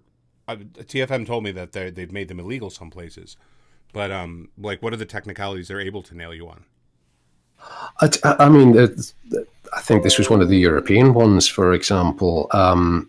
They kind of changed the goalpost by saying that the planning permission for the use of the building was incorrect. So they just, if it wasn't that, then it'd be something else. They'd just look for any sort of minor technicality to shut them down. And it's just virtue signaling, again, for like, I hesitate to say to keep the women happy, because it usually seems to be the women that over this. But there's plenty of guys who are part of the blue pill community and they're worse than women when it comes to complaining about things such as this. I kind of agree with Sarah Shogan. The women are just kind of being women, so that they're reacting in a way that we would expect. But it's the men who white knight for these women. I think they're the real problem. They're the ones that you have to tackle. You said you can't blame a woman for being a woman, like, and that's not a negative thing. You can't blame a guy for being a guy, But can you blame guys for not being guys? Because men are not acting like men anymore. Men have become this kind of a feminized version, and I have a whole like biological reason for this, but I'm just saying that men are not doing what they're supposed to do anymore. Men are doing the soft route. Men are standing up for these people. Men are out there too, arguing about letting 4-year-olds get their penises cut off, and making women CEOs of companies that have no experience just because they're bringing a vagina to the table. And I know the word cuck is used over and over again, and it's still a great insult, but I feel like we're almost at a step above. Like, it's not just the guy's holding it while he's putting it in her. It's at this point he doesn't even care if he's in the room. Yeah, and I wonder if it's single parent families which are creating this, because I'm even noticing it when you've got like gangs of school children around in Greater London. A lot of these young boys, dare I say, like 14, 15 years old, hugely bothered about what their appearance and personal image is in front of the other guys and girls, to the point where they're preening their hair and stuff like that, and they're almost behaving like women. Whereas guys were always more about substance and like what they can do, stuff like that. Whereas now it's almost what they look like and what they are, which is more of a feminine sort of characteristic. And it worries me, probably the same as yourself, that it's like a feminization of the masculine. I mean, I would say it's even worse. I mean, I don't know what the stats are, but how often do you actually see a woman going man transsexual? It's not that common. And usually it's a pretty like obvious sign of severe mental illness, like it's someone who's was a wreck before that. But you're just seeing these men, and I mean this was part of the research that we did. It's like the men have now given up and are living in this archetype of what women are, and they're like, oh well, if women get to go to work and make all the money, then I get to sit home and put on makeup and watch TV and be by myself and talk about my feelings. I don't know where the switch came from. I don't know when it happened, but that's why I keep saying I don't know if we can pull ourselves out of this one. I don't know if the road that society has taken has a turning point back, because every day we're getting our asses handed to us. I mean, the crazy is just overtaking every aspect of life. Well, back in the day, we used to have archetypal masculine role models, generally through Hollywood and stuff like that. But they've been largely taken away by the re-crowded and feministic horde as typifying misogyny, even if it's just like good old-fashioned masculinity, which I'm sure you agree is absolutely essential for a functioning society. Now, if we can get to a point where we've got some good masculine role models, say on the internet, because the old sort of like big screen and TV thing is dying off. I'm noticing that even in the UK. You've heard about the UK TV license, right? I lived in Israel for 10 years. They have it there too. All right. Well, it's a lot of the younger generation are just not bothering with it. And of course, you get all sorts of letters from the BBC saying we're going to send people around, and there's all sorts of fines if you're not doing this. The average age now is over 60 for somebody to actually have a TV license. So in about another decade, it's going to drop off. Now, this has gotten so bad in the UK that the free TV license for the over 75s, it's been talked about that they were going to get rid of that, and the over 75s are going to have to pay, and that created a whole media furore. But it just showed me that the youth of today, they're not looking at regular television or screen media type of thing. They're on laptops and on their cell phones all the time. So if we have a masculine role model, that's where it needs to be, so that the guys can see it and aspire to something greater than the feminized excuse that they are now. I had this discussion with someone. It might have been you, Shogun. I don't remember actually. But I had this discussion. We were talking about male role models. Okay? Quick, off the top of your head, name me 5 male role models right now. Chuck Norris. My dad is normally my biggest male role model. You have to exclude someone that only you know.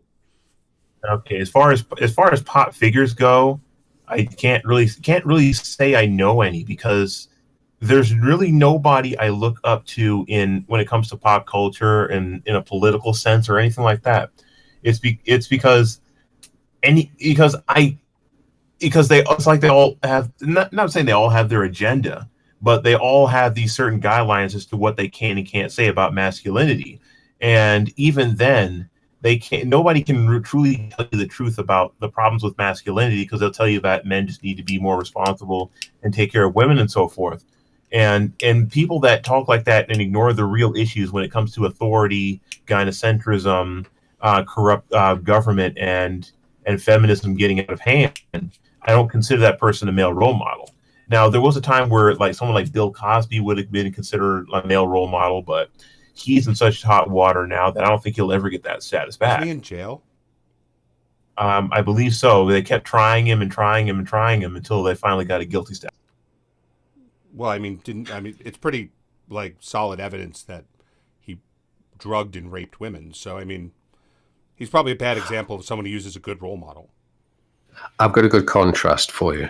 Okay. Maybe I'm showing my age and I don't have a cowboy thing, but the first two names that sprang to mind as solid masculine role models, John Wayne, Clint Eastwood, in terms of being able to do the masculine thing.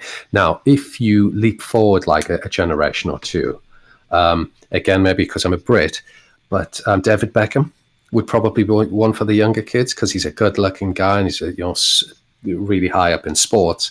Isn't he a retard though? Like I heard he's really stupid. Oh yeah, he's not a bright guy, and he's got a really high-pitched voice as well. But this is the kind of contrast I'm talking about today. They're not necessarily exhibiting any sort of masculine traits as such. It's just, oh, he's a really good footballer. Therefore, I want to be like him. So I'll raise my voice like David Beckham. I'll prance around in a skirt because he tried to he's been in fashion, in and out of fashion all the time. And he tried to promote the sarong for men. He got really castigated for that in the UK media because I was just a step too far at the time. But you see the type of guy that the younger men might be looking up to, and this is where it's going wrong. Notice that, and this was the point of the exercise actually. You can't name 5, okay? Like you could say a couple names come to mind, and most people can think of 1 or 2, right? Almost universally, the good male role models are. You have to ignore the part of the question where I said today, who can you call good? Like when was the last time you saw a good John Wayne movie made last year? You know, I mean, he was a great role model, but he's not a role model to anybody anymore. We all have to point to people in the past who were actually good role models because we don't have any anymore, especially amongst men. And also, I know it may seem kind of stupid to say this, but even though it seems obvious to us, you may have to sometimes define what you call a good male role model, because nowadays, if you look at what we have now, you're likely going to have these cucks and millennial manginas that just may look up to a man who's really effeminate and really far leftist. So because even when I was coming home on the bus today, I saw a fat guy. He had a man bun, and he had these press-on nails that were it was some swirly colors between red, yellow, and orange. It was quite disgusting. But yeah, some people may see that as a male role model because he's gender fluid. And he doesn't exude masculine toxic masculine features or whatever you want to call them. Yeah, that's certainly a term that's been bandied around of late. It's this toxic masculinity thing, and it's so wrong. I mean, there are issues of masculinity that can manifest themselves as perhaps being toxic, but not exclusively so. They can also be hugely beneficial. And that is never talked about because it's not en vogue within the feminist narrative. I mean, I can't even imagine what aspects would you consider somewhat toxic of masculinity? Because I'm drawing a blank on it. Well, if you say our competitive nature, which can drive us to do good things, it's the competitive nature which can actually get us into sort of physical fights with one another as well, and it's not constructive. I mean, it can be, but more often than not, if you see two guys fighting, there's no real good actually comes of it. Well, I do But believe that again, it's not exclusive. Well, I do believe that the competitive nature of men can be a good thing, because not competing so much as in like trying to beat each other down, but let's say you're competing to become stronger. Let's say you have two guys in a weight room and they're competing to become stronger. Because when you have competition in the weight room, this is one thing I found out when I was doing powerlifting, especially in high school, is that when you have someone else that you're competing with and trying to be the top weightlifter or whatever, or trying to keep up with some other guy who's next to you, that is actually beneficial rather than when you're just alone. Because when you're alone, then you basically set your own standards. But then when you have someone that's above you, then you strive to reach that standard or even surpass that standard, which I believe is a good thing. And that also reminds me of this video that PragerU did. And I saw it on Facebook. Now, I hate Facebook with a passion, but I hopped back on Facebook because I found out my cousin went to jail, but that's a different story for a different time. And I saw somebody posting this video from PragerU saying that the thing is that masculinity is not toxic. It's just that the traits of masculinity can be used for bad and can be used for good, such as the same parts of masculinity that causes war can be used to like defend people from war and defend society and other things like that. Is just one example. But then the problem with that video is that it immediately starts talking about ways to use masculinity for good, and it's always about what you do for women. And that's the problem, is that men, I mean, it goes back to what I was just saying, is that men aren't going to do X if it puts them at risk for whatever reason, such as like a false rape accusation. I mean, holding a door open for a woman let's just say you hold the door open for a woman and she suddenly cries out rape or something like that because she has some sort of rape hysteria or something like that, then yep, you're going to jail. I mean, because look at India, for example. There are guys that'll ask a woman on a date, or he'll say hello, but he's beneath her standards, and she will flip out and she will call the police saying that this man is harassing me. So yeah, it goes back to the problem with men not having authority and when us not exercising common sense. Sorry for the digression there. It's fine. But I mean, I think about what you're saying, right? And I think there is a bit of an urban legend phenomenon going on too. I mean, do you remember hearing about when you were growing up about, I don't know, let me think of a really good urban legend. The guy who slipped on a skylight in someone's house and he sued the people whose house he was breaking into and won $10 million. So everyone was afraid that like they had to be nice to criminals who were trying to break into their house unless they get sued. There was one case of that happening, and it had nothing to do with the fact that the guy was a burglar. So I don't think that constantly waving the bad examples, like the really bad examples, in people's faces is effective to restore masculinity. In fact, it would probably lead to more of a malaise. Like to be like, oh, I know there's this guy that got totally cucked by his wife because she divorce raped him and blah, blah, blah, blah, blah. And now he committed suicide. So that's awful. Yes, I do agree that it's awful. But how do you convince people to fight if you're also convincing them that they're against a stacked deck? I think we'd need to just change the terminology a little and balance it out. Because all we hear about is toxic masculinity, and what we're inferring there is that masculinity itself is toxic, so we need to be feminine. But if we change the terminology to be positive and negative masculinity, and balanced it out, so like you show like being somewhat negative in a masculine sense, but also balance that out with being a positive.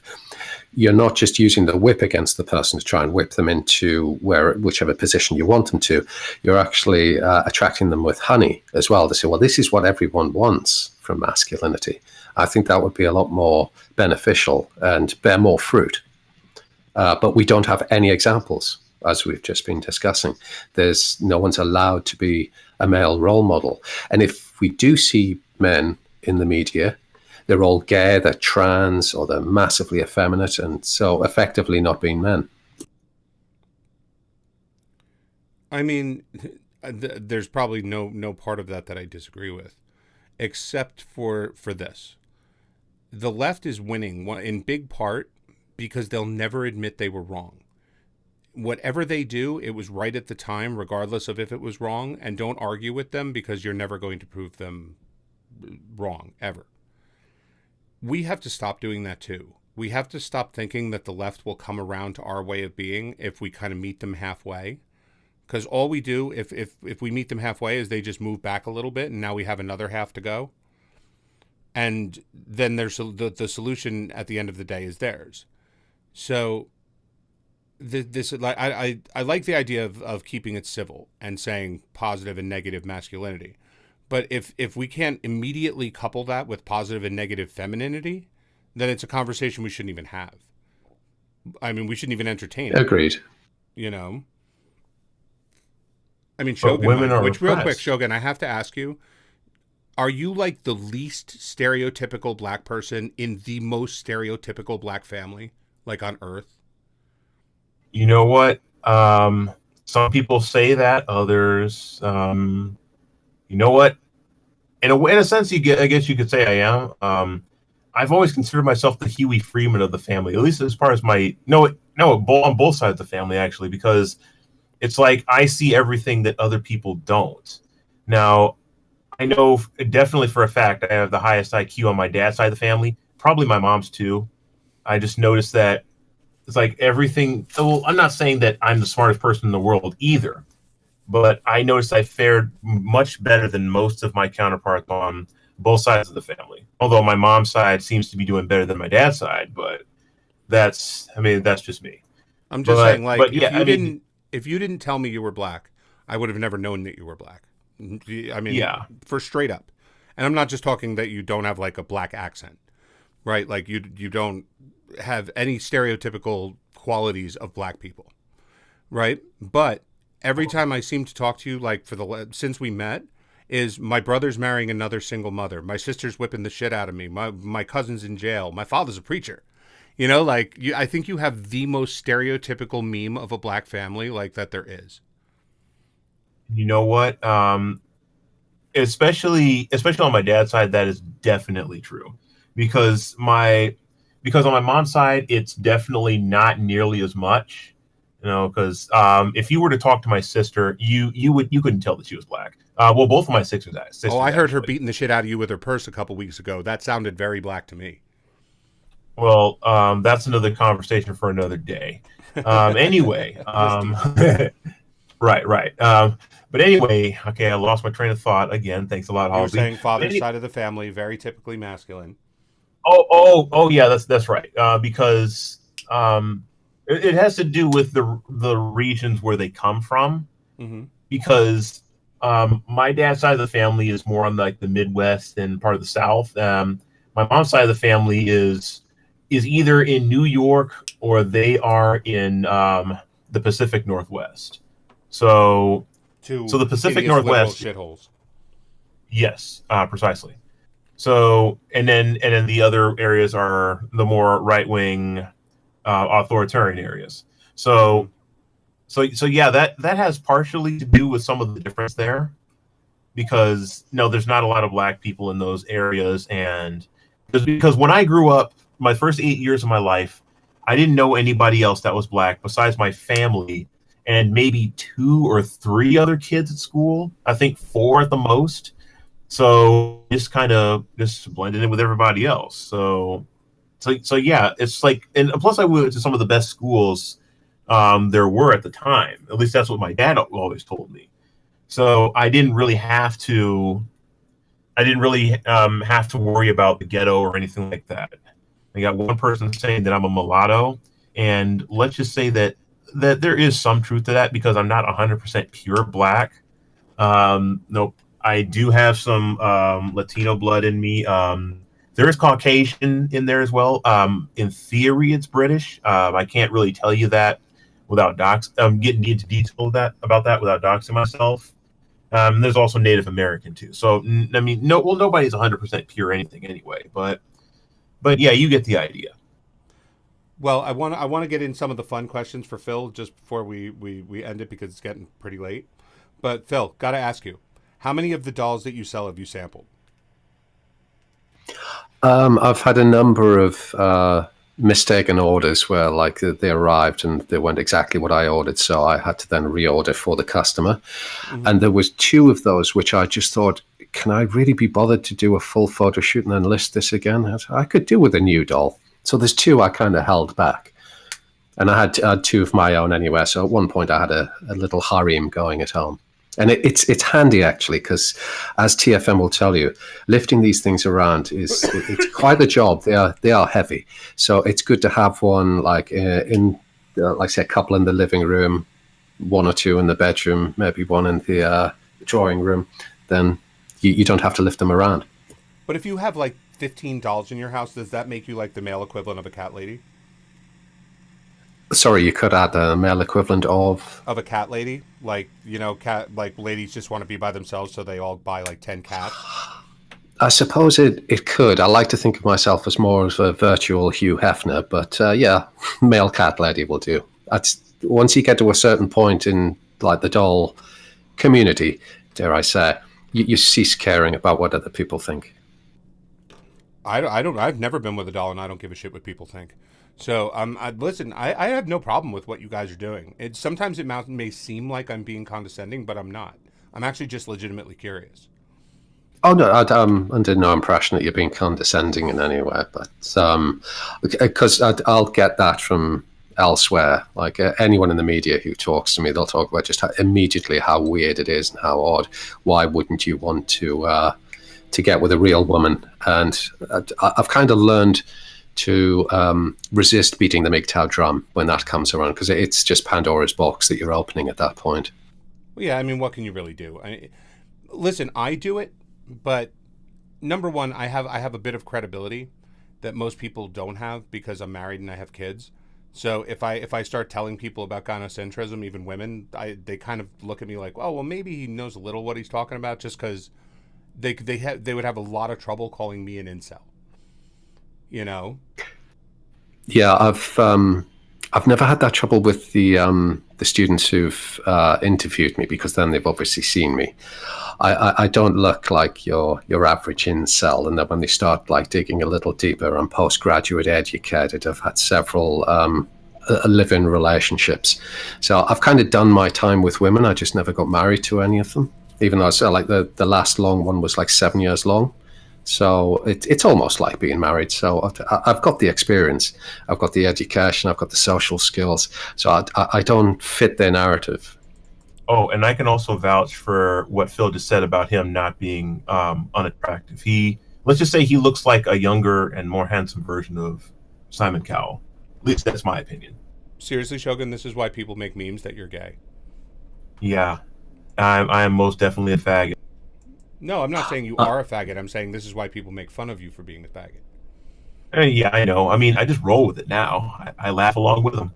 Hey, dude, I spend at least a third of my day most days defending the fact that I'm Jewish. So, I mean, preach on. I get what you're saying, but right. I mean, it's like it's like when you have fun with it, and you know how to make fun of yourself and not get offended, then you essentially take the power out of the hater's hands. And I'm not saying that everybody that says it is a hater.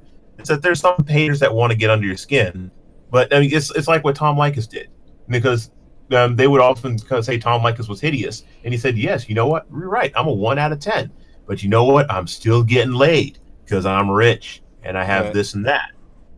And it pisses off the ladies off. But I mean, I've told you guys on TFM show, and I mean, I say it all the time. I have no problem. Like, I'll be at the pool with my kids. Like, the kids are all playing in the pool, and I'm just sitting there at the table, and I, like, look over and see girls and start talking to them about taking women's rights away. Like, I talk to black people all the time about how they act like basically N-words. You know? And I don't say it in a way that's condescending, so people don't actually get it. I had one guy tell me that I was the craziest one he ever met because I called him that, like, 6 times in the conversation. But, I mean, I wasn't using it in a negative way. I was basically saying, like, the longer you act the way that you're acting, the longer you just give them the right to call you one and just write you off as just being whatever. So who wants to do that? Who wants to just be someone's number? I've actually, that's kind of why I'm drawn more to the MGTOW crowd, is because they're the ones with the middle finger in the air. That's just like, listen, I'm going to do what I want, and I really could give a shit what you have to say about it. You know, that speaks to me because that's kind of always how I've been. Right. So with that being the case then, Halsey, are you seeing the same thing as Shogun and I? Because I see a massive influx of incels trying to masquerade as MGTOW.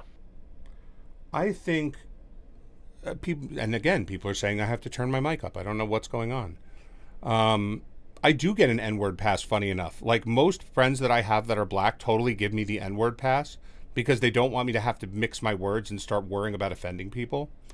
But I don't use it just willy-nilly for fun, but I do get an N-word pass. But do I see that? I think the incel phenomena has been around for a very long time. When we were younger, we just called them kind of dorks or, nerds, or there were always people who couldn't get laid. I think it's being exacerbated now because women are 1,000 times sluttier than they ever were, and they're being more selective about it.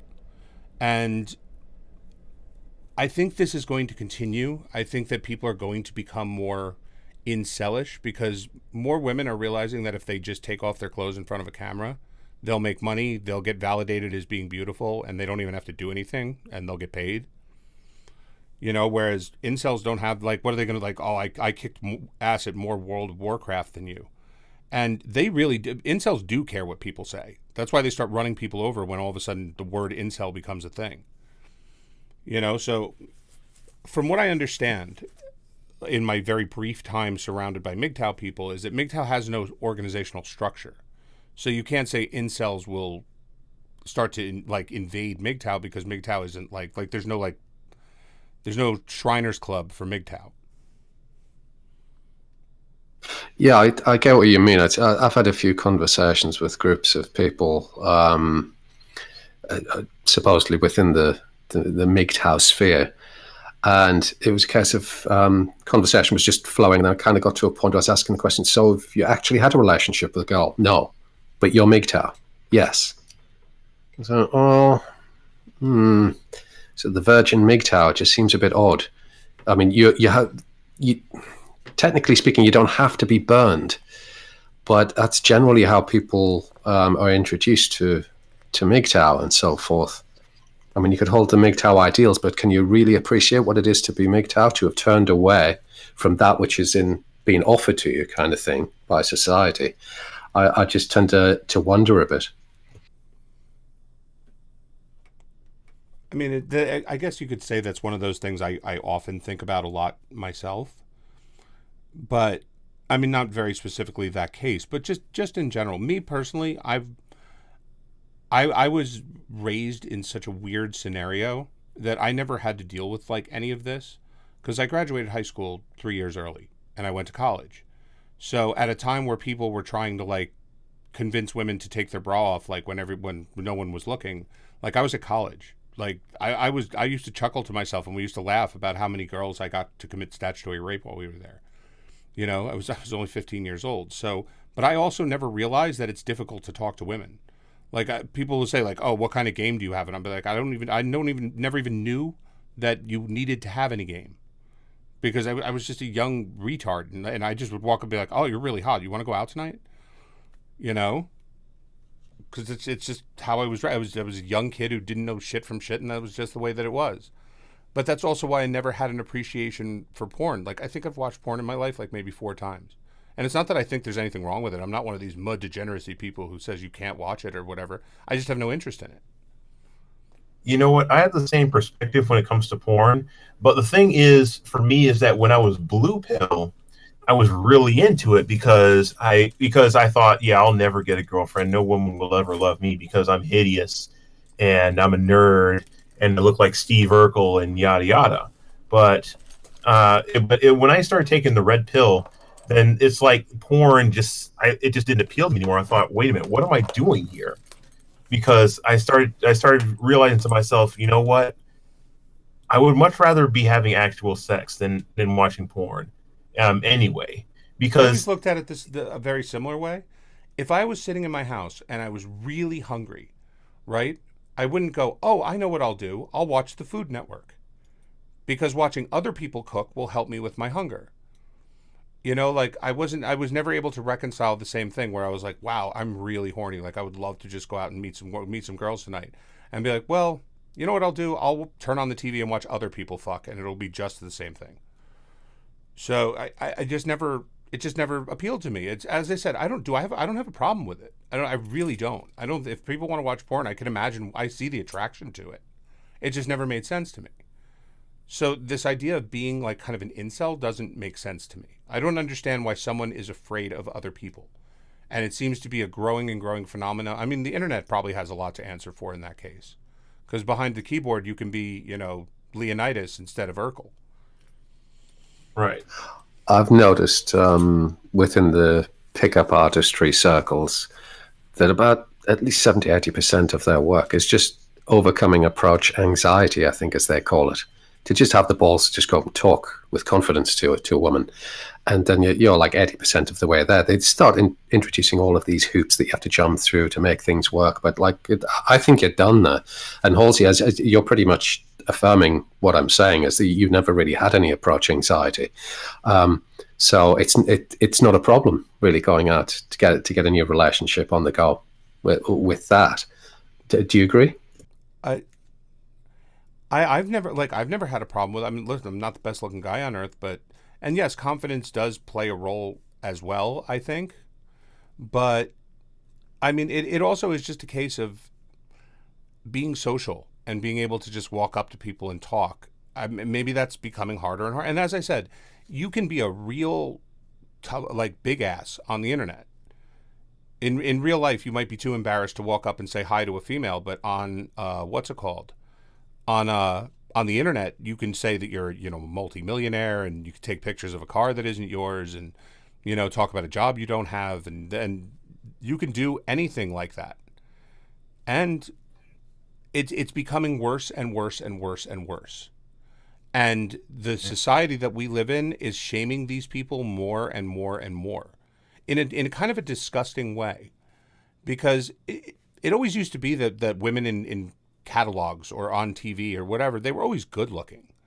But now it's to the point where they're so obsessed like with beauty and with money and stuff like that. I mean, Kanye West makes a white t-shirt that doesn't even say anything on it. It's literally just like a Hanes undershirt, but the tag says Kanye in it, and I think it's like $180.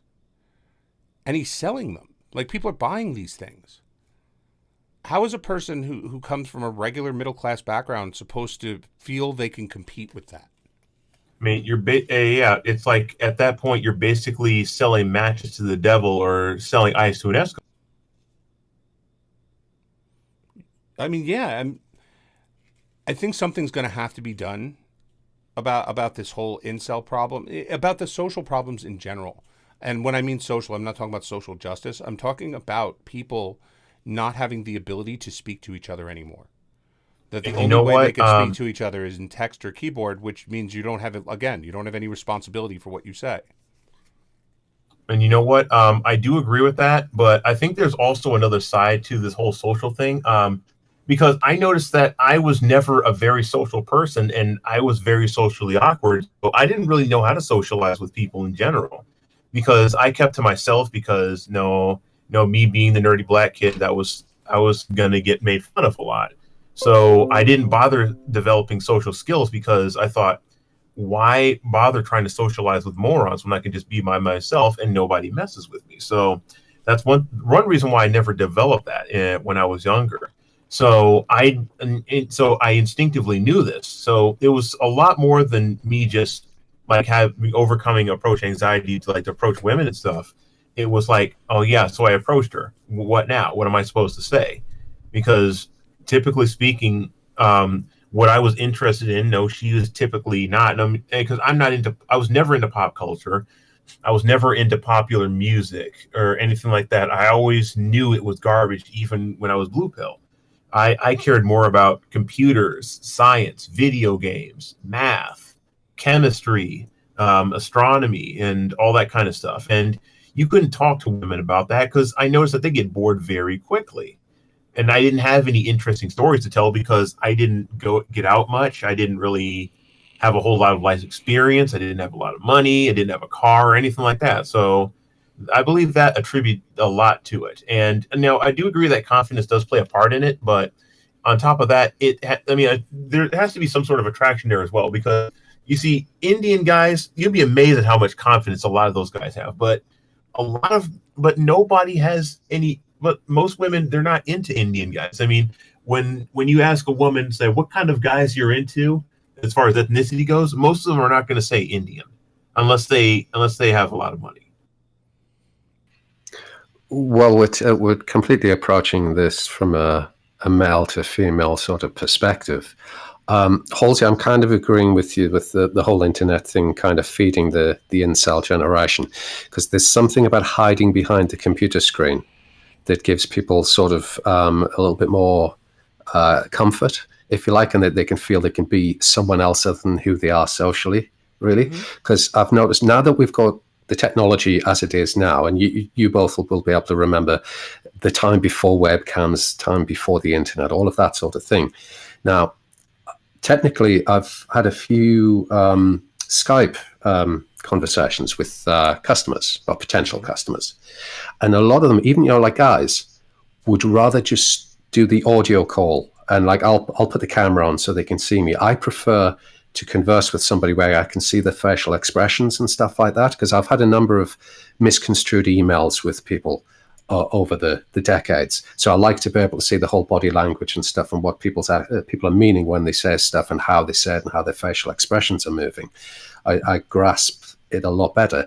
And if people are refusing to do that now because it makes them uncomfortable, it's going to make them a lot more socially awkward, so to speak. Hold on one sec. I used to be married, then got divorced. No, I didn't get divorced, raped. I found MGTOW and TFM by accident. His content is great. I think that MGTOW might be the best thing for these incels. Better they use MGTOW as a crutch than commit violence of suicide. So basically he said that he thinks that MGTOW is really good for incels. Thank you very much for the support, by the way.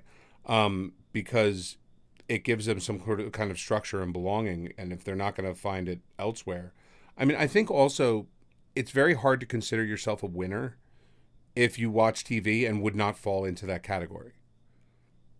You know, like if you're looking at TV and everyone's got good looking, girlfriends and decent jobs and all of that, if you're not able to do those things, it's just going to further you into despair. Because I mean, look, anyone can go out and bang ugly chicks. It's not that difficult, and even the incels could probably do it. They for some reason see it as like a step down.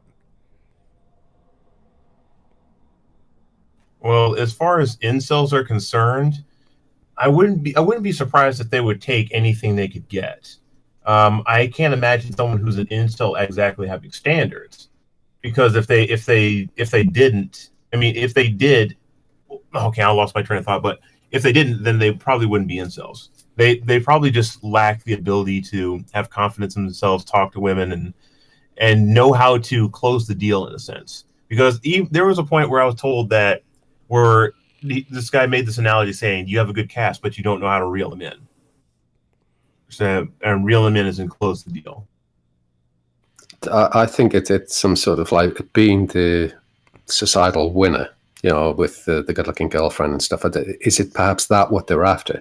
Because let's be honest, they could all just go and pay for a call girl if it was just sex that they were after. Oh, well, absolutely. Right. And as I said, we had them when we were kids too. They were just called nerds. Like they weren't called incels. Every generation just renames the people who don't get laid, like, into something else. They've always been part of us. Like it's not like this is some brand new phenomena. It's just right now it's almost like they're getting violent because they're pissed that society is like kind of leaving them behind. It's a pretty fucked up thing. But again, I'll go back to another boomer reference. Do you remember when we were kids and they wanted to punish someone for being bad, a kid? What would they always threaten them with? They would say, "I'll send you to military school if you don't get your act together. Like, remember when that was like a real threat where parents were like, if you don't get your shit together and you get kicked out of school, I'm sending you to military school? Like, that's what I think the incels need. That's what I think that, like, they absolutely need, is they need to get away from the single mothers. They need to get away from the video game consoles and all of the things that are leading them down that road, and go to military school where they're forced to, like, run and lift and, you know, do the things that regular humans do. Like, I think that you would see the incel phenomena start to fade away. You get the testosterone going, it needs to go somewhere. Agreed. Yeah, just to get them to interact with one another, even if it's just the incel community, they would then cease to be this incel generation. Because I think the problem that we've got is the demographics getting a lot wider for those people that we would consider nerds or geeks or incels. Well, because the internet creates it. Because don't you remember the nerds always used to marry like the good-looking girls 10 years later because they were the ones who studied all the time and got the good jobs and the good grades and all of that? So it was like a meme, you know, like they were nerdy in high school, but then they married like a Sports Illustrated swimsuit model because they, you know, started a software company that made $80 billion. You know, but and then that was followed by then the divorce 10 years later. oh, of course. I'm not saying it was much better, but I'm saying with the incel community is they just take it as far as it goes until they just ghost on the person online. They never actually have to go out and like pretend or learn or do anything, like, because they could just make it up. There is something quite disturbed about them, though, and this wasn't me directly that did this. As a friend of mine he'd moved in the MGTOW circle, CS MGTOW, a few years ago, and he went into and delved into an incel forum, and he said everyone in there was either talking about killing someone else or killing themselves. So there's something really broken about them. Yeah, and that disturbed me because I just thought that they're just nerds. They just can't get a girlfriend. But like it's going down a dark path. As I said, our generation, the nerds had the hope, right? Because they would just tell themselves like, yeah, these guys won't be laughing soon because I'll be the software CEO with all the gorgeous women and they'll be working at the gas station. There was always that kind of like mimic karma thing. I don't think incels see it that way. I think they don't legitimately see it ever getting better. I think they only think maybe there'll be more incels and then they'll have more friends. Yeah, it seems as though the game is already over for them, or they weren't allowed to play. So there is no light at the end of the tunnel, or even the possibility, remote as it might be. I don't think they even see that. And that's why they all seem to be so black pill. But that's why this is one of those these issues that we need to care about, people that are individuals or at least on the right, because they're not on the left. When people say we're divided into left and right in this country, they're considered on the right. Like, they're kind of our allies. And do you want to go to war with a bunch of incels? Like, I don't. I mean, maybe they'd be like kind of crazy. You could like send them in with like a landmine strapped to their chest and they'll just go for the high score. But, you know, I mean, they're not going to rally behind the flag and take the country back, is what I'm saying. Yeah, absolutely. I know what you mean. So ideally what we need, though, is more male spaces so we can mentor these guys and show them the way. Because they're probably not that far from the beaten path that we trod.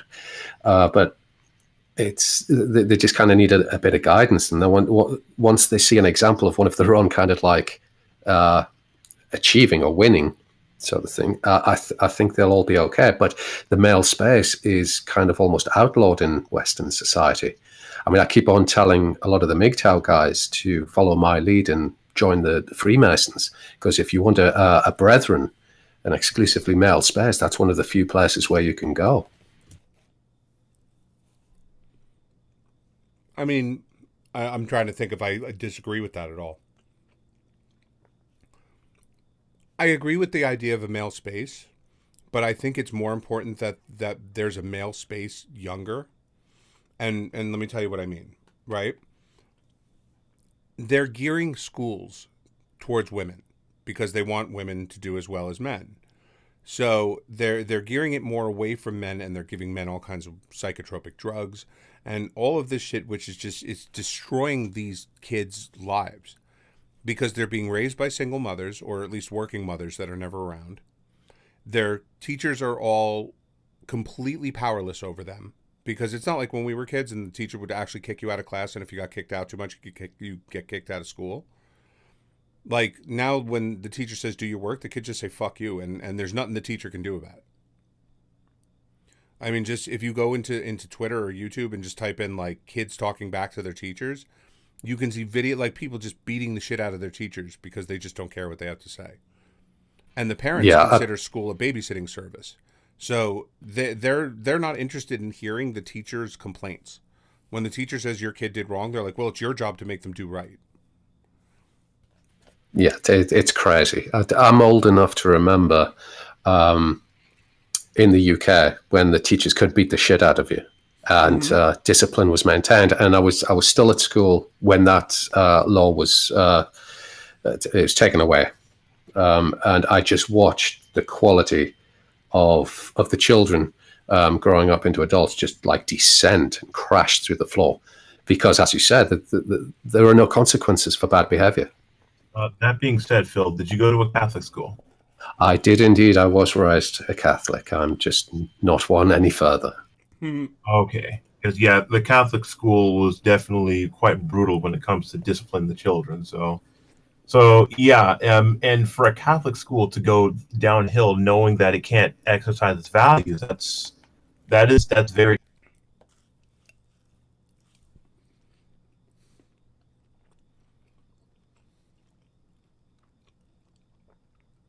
Did we lose you, Shogun? Oh, no, I'm here. What's wrong?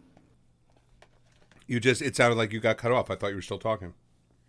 Oh, no, I was finished. But yeah, I think the incel thing is one of those things that kind of it rose to prominence and then faded away really fast. But I think it's one of those things that really needs to be addressed. Like, really needs to be addressed. I agree with you, and if we can do it earlier, the better, because we'll all be able to remember when there were such things as boys' clubs, and it was all sort of like activity based. Yeah, remember like the Eagle Scouts and the Boy Scouts, and there was all kinds of stuff you could do. The Catholic Church really did fuck that up for us, though, with all the priests that diddling the kids. They really fucked up the whole like kids club thing. Agreed. Yeah, so in the UK it's called Queen's Scouts, right? I'm not saying a thing. No, I'm not saying that to be a joke, because I remember when I was in the Boy Scouts, we'd go to this particular camp in this particular state, and there would be a scout that was from the UK. And he said that in his country it's called Queen Scouts. I was wondering if that's really the case. That may be the formal name, but we just call them on edge cubs and scouts. That's all that we call them. Okay, I see. I wasn't trying to be funny. No offense taken. I just think and you know what, it's very telling, because Steve Jobs would never let his kids play with an iPad or an iPhone or a MacBook. None of it. Like the kids at the time of his death, they said they still had not used one for more than a minute or two. That's definitely good, because I've noticed with single mothers, it's almost like a pacifier for a young child. Like kids who can't even like necessarily read and write, they're going through kids' YouTube to like watch cartoons and stuff, and they just do it to keep the child quiet rather than. I mean, you could use it as an educational tool, but then it requires some attention from the parent, and I think that's where the laziness is creeping in. Well, that's where we come full circle to the idea of women's rights, is that even if women are having children, even if they're having their 1.3 or whatever it is, they're not staying home and teaching them. They're not.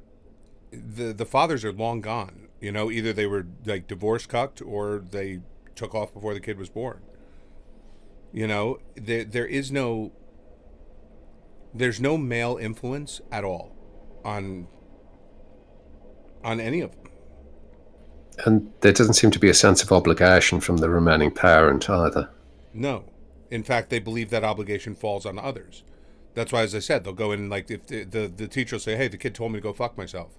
And the parent will be like, oh, well, did you do something that made him say that? When I was a kid, if your teacher called your parents, you got the shit beat out of you. You know? I remember that, yeah. Yep, so do I. Because that happened to me also. I knew better than to misbehave in school because I knew my dad was very strict about it too. Plus my dad was 6'8", almost 300 pounds. Yes, he'd have you through the figuratively. I don't know. I don't know how any of this gets solved, but I do know that I was looking through all of these dolls on your website because I made like that little collage that is on the TV screen for you. Yeah. These things you can't tell that they're fake in the pictures, at least a lot of them. Yeah, the ones where you can, they tend to be the ones which are about sort of 4 years old, maybe a little older. But the new ones are getting sort of like scary real. I mean, are we what's it called? Is the life cycle of a doll like 4 years? Is that about how long they last? It depends how you treat them.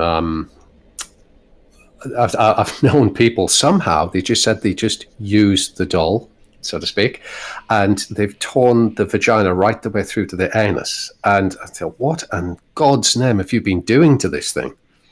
But if you take good care of it, it could last you sort of like 7, 8 years.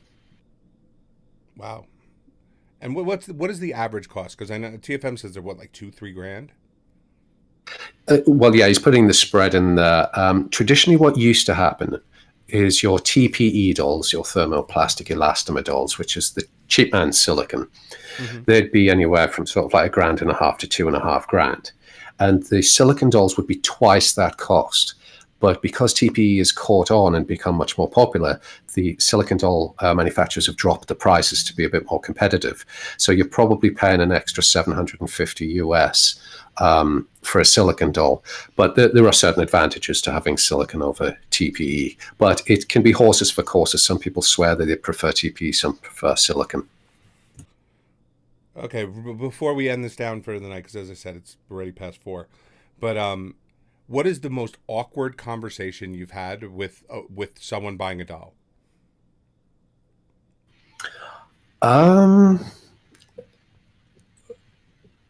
It hasn't really been so awkward. It's felt awkward on their part. It's generally a guy who's actually telephone called me, or like you say, over the internet, and I'm actually speaking to him rather than over email. And he's kind of asked a lot of questions about, like, can I get stand-up feet? Can I get like a certain hair color? And he's just kind of trying to build up his confidence to the point where, can I get the penis as well, the attachment? Yeah, not a problem. And of course, this is just, it's a normal day in the dollhouse for me. But for him, this is like a big ask because he's outing himself that he likes the futanari. But it just seems awkward for him. Oddly, the women are a lot more open about what they want. They're easy to talk to. You know what? I've always noticed that men get the rap for being like, perverted degenerates. But if you ever hear women when they get together and start talking about, which they always do, they don't talk about cooking. They're 1,000 times more descriptive and vulgar than men could be on a bad day. You know what? I've experienced some of that too, because let's just say I've had some cyberish moments myself.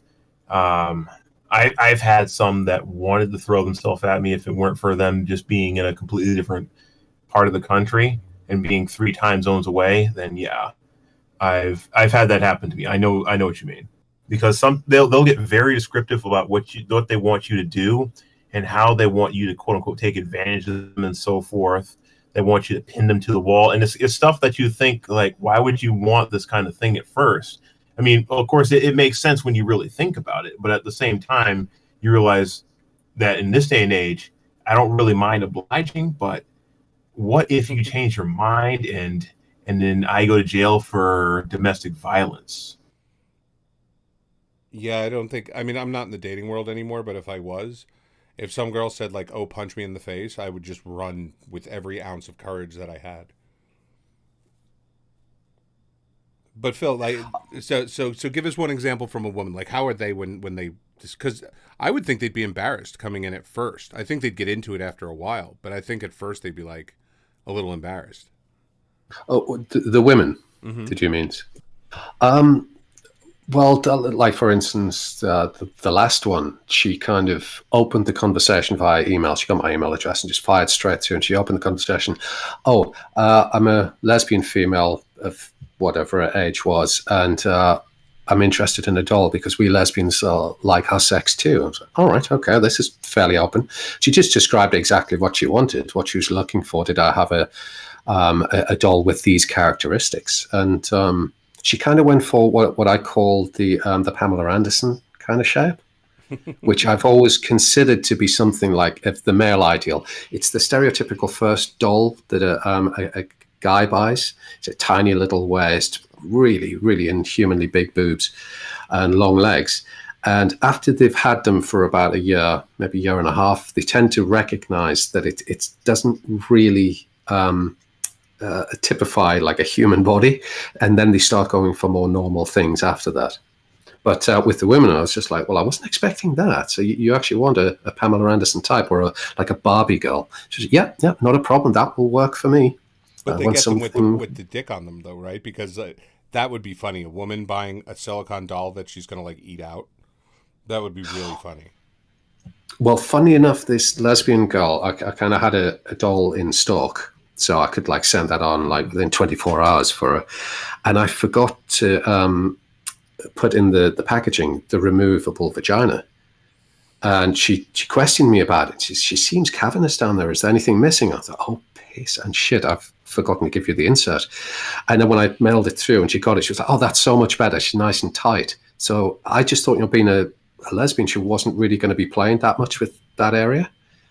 I thought she would be using the doll to kind of stimulate herself, but obviously she's doing things. So fair play to her. That's really funny. You see, again, I think like maybe I'm just a bit immature, but if that was me, I would be laughing my ass off at some of the shit that I'm sure I hear. Halsey wants one. I can tell. Here's the thing. Would I be naturally curious? Absolutely. But I can't think of a positive in my life that would come about from me having one. So, like, I couldn't even imagine the look on my wife's face when I dragged its heavy ass into the house. Well, I've advised a few couples with a doll, because I generally guess, and then most of the time I'm right, that they're going to have a threesome with the doll, and like no one's cheating on anyone here. But in order to get it to really heat up quickly, I tell the girls, right, tie your man to a chair in the bedroom and then just start like lesing it up with this doll. And he's not allowed to get out of the chair, otherwise the whole experience is over.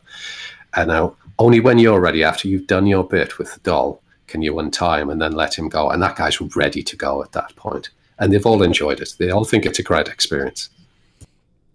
You see, I find that entertaining. I think that's hilarious. Like that.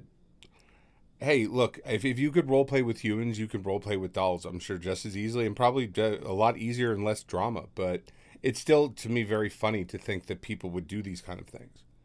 I still find it like humorous.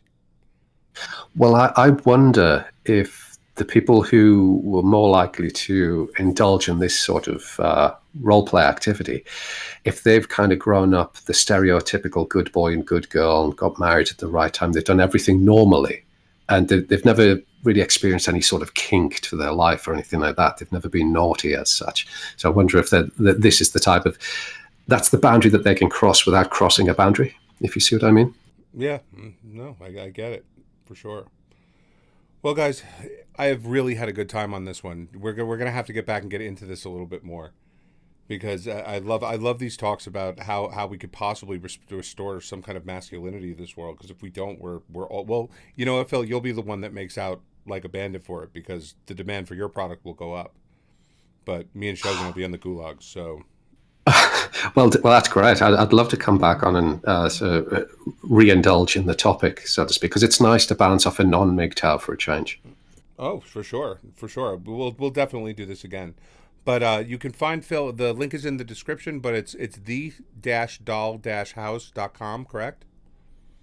There is that one. I do also have a DC outlet, a San Antonio outlet, a Mexican outlet, and now a very new New Zealand outlet. When you say outlet, do you have like a physical store where people can come in and check them out?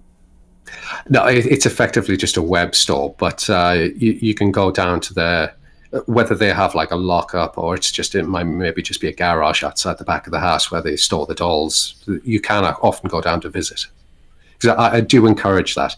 If you're a first time buyer and you can go down to visit, you could save yourself an expensive mistake if you end up buying the wrong dolls. So go down and see them and lift them. That's the important thing. These things are heavy. Yeah, you were saying like TFM said what 75 or 80 pounds, unless it's the giant one, then it's like 150. There is that, and I get like a lot of guys who say, I've had an active job, I bench press twice that, so it won't be a problem. Well, yeah, but you're not bench pressing this doll.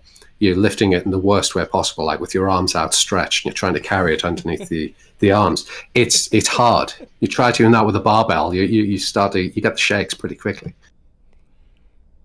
No, that's one of those things I'd love to see on YouTube is someone getting it delivered in the box and trying to figure out how to move it, but they can't because it's just too heavy. That would be a hidden camera that I would love to see.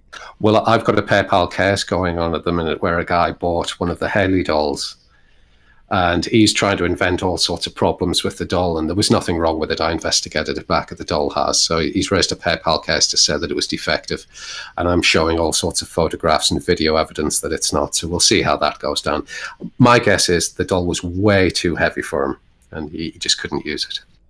Yeah, I mean, that must be funny to come to grips, though, that you're into the idea of a fat doll. You know, like you could have a doll perfect. And I'm not saying like curves are good, but like a doll with a big, giant, fat ass, that's hilarious. And the fact that you can't even carry it. Like there's some of these dolls that look like models. Why would you want like a big, fat one? Well, no, it's not really fat. It's what we call thick, or at least what in black terms is called thick. Now, if I had to choose a doll, it would most definitely be Haley. Haley is the most attractive doll to me. And not just because of the physical features, but because of the face, the eyes, and the hairstyle as well. I mean, for me, Haley is absolute perfection when it comes to dolls. The only issue is the weight. And I would tolerate the weight, but honestly, but I know in my situation, I don't have room for a doll. And it would definitely be really hard to be moving her around where I live at the moment. Yeah. Well, perhaps it's the Brit in me, but I mean, I now understand what thick means, but I think I lean a bit more towards Halsey's perspective on this one. To me, it's even if it's got a slim waist, it's still a big chunky old girl. So I tend to look at it and think fat, but there's a doll out there for everyone. Right. I'm not disagreeing with you. I'm just saying, if just for logistical reasons, I mean, the doll isn't real, so. It's not like you're sitting there like talking to it like, oh, Erica, I've seen you lost weight. Like, you could pick one that's more maneuverable and still be just as happy, I would assume, as one that weighs more than a small Yugo that's going to give you back problems and stuff like that. Well, interestingly, I find dolls, I think they take the number one spot, and I'll put the number two spot as cars, where men will make emotional decisions rather than objective decisions when they go to purchase. It's not just dolls and cars. It's men making a decision to part with a certain amount of money, where it's not just like change, like everyone's gone out and bought themselves something stupid that they probably shouldn't have. Like, you saw a laptop on sale and you're like, okay, I'm going to buy this even though I don't necessarily need it. Well, yeah, but it will have like little toys and objective little things that would benefit you. You didn't buy the laptop because it had a sexy color or something like that. This is kind of what I mean. Oh, very true. But I would just think that if you're going to spend a couple $1,000s on a doll, unless you were totally committed to it, like you called because you were ready to start picking out like body shapes and stuff like that, I don't know. Well, it's weird because most of the guys, you've got to have the money first, but they do look at it and go, I'm going to save money by spending this money because of like what it costs you to date. I would imagine. And one's a sure thing. Oh, crap. Okay, guys. So, Shogun, can you tell everybody where to find your channel? Yes, you can find me on YouTube. It's youtube.com/c/Arrow Shogun. You can also find me on BitChute. Just search Arrow Shogun, and I'm there as well. And with your permission, may I mirror this stream to my channel? Sure. Thank you, I don't. I'm like TFM in that regard. Anything you could do with the videos that I make, I don't care. I would never, ever care. Unless you were doing it to make me look stupid, then I'd probably be pissed. Oh, absolutely not. Well, okay, guys. Thank you very much for coming. It's been a great night. I will not be streaming tomorrow, but Saturday night we have the TFM show at 10 o'clock. So, hope everybody makes it there. The link is in the description for his DLive channel. I'll be mirroring here on my channel. Thank you guys for coming. Thank you, Phil. Thank you, Shogun, for joining me. And we shall see you soon. Have a nice weekend. All right, see ya. Oh, someone's asking for the pimp's prayer. Should I do it?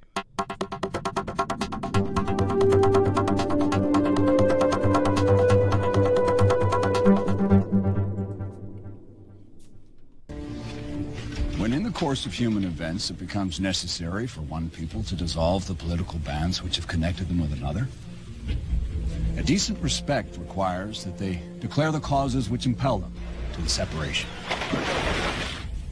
We hold these truths to be self-evident, that all men are created equal, that they are endowed by their Creator with certain unalienable rights, and among these are life, liberty, and the pursuit of happiness.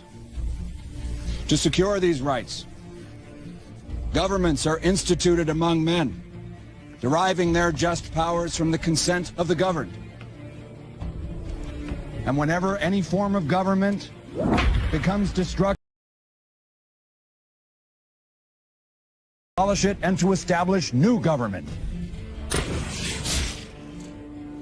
We therefore, the representatives of the United States of America, do and with the authority of the good people of these colonies, solemnly publish and declare that these united colonies are, and of right ought to be, free and independent states, that they are absolved of all allegiance to the British Crown, and that all political connection between them and the state of Great Britain is, and ought to be, totally dissolved. In the support of this declaration, with a firm reliance on the protection of divine providence, we mutually pledge to each other our lives, our fortunes, and our sacred honor.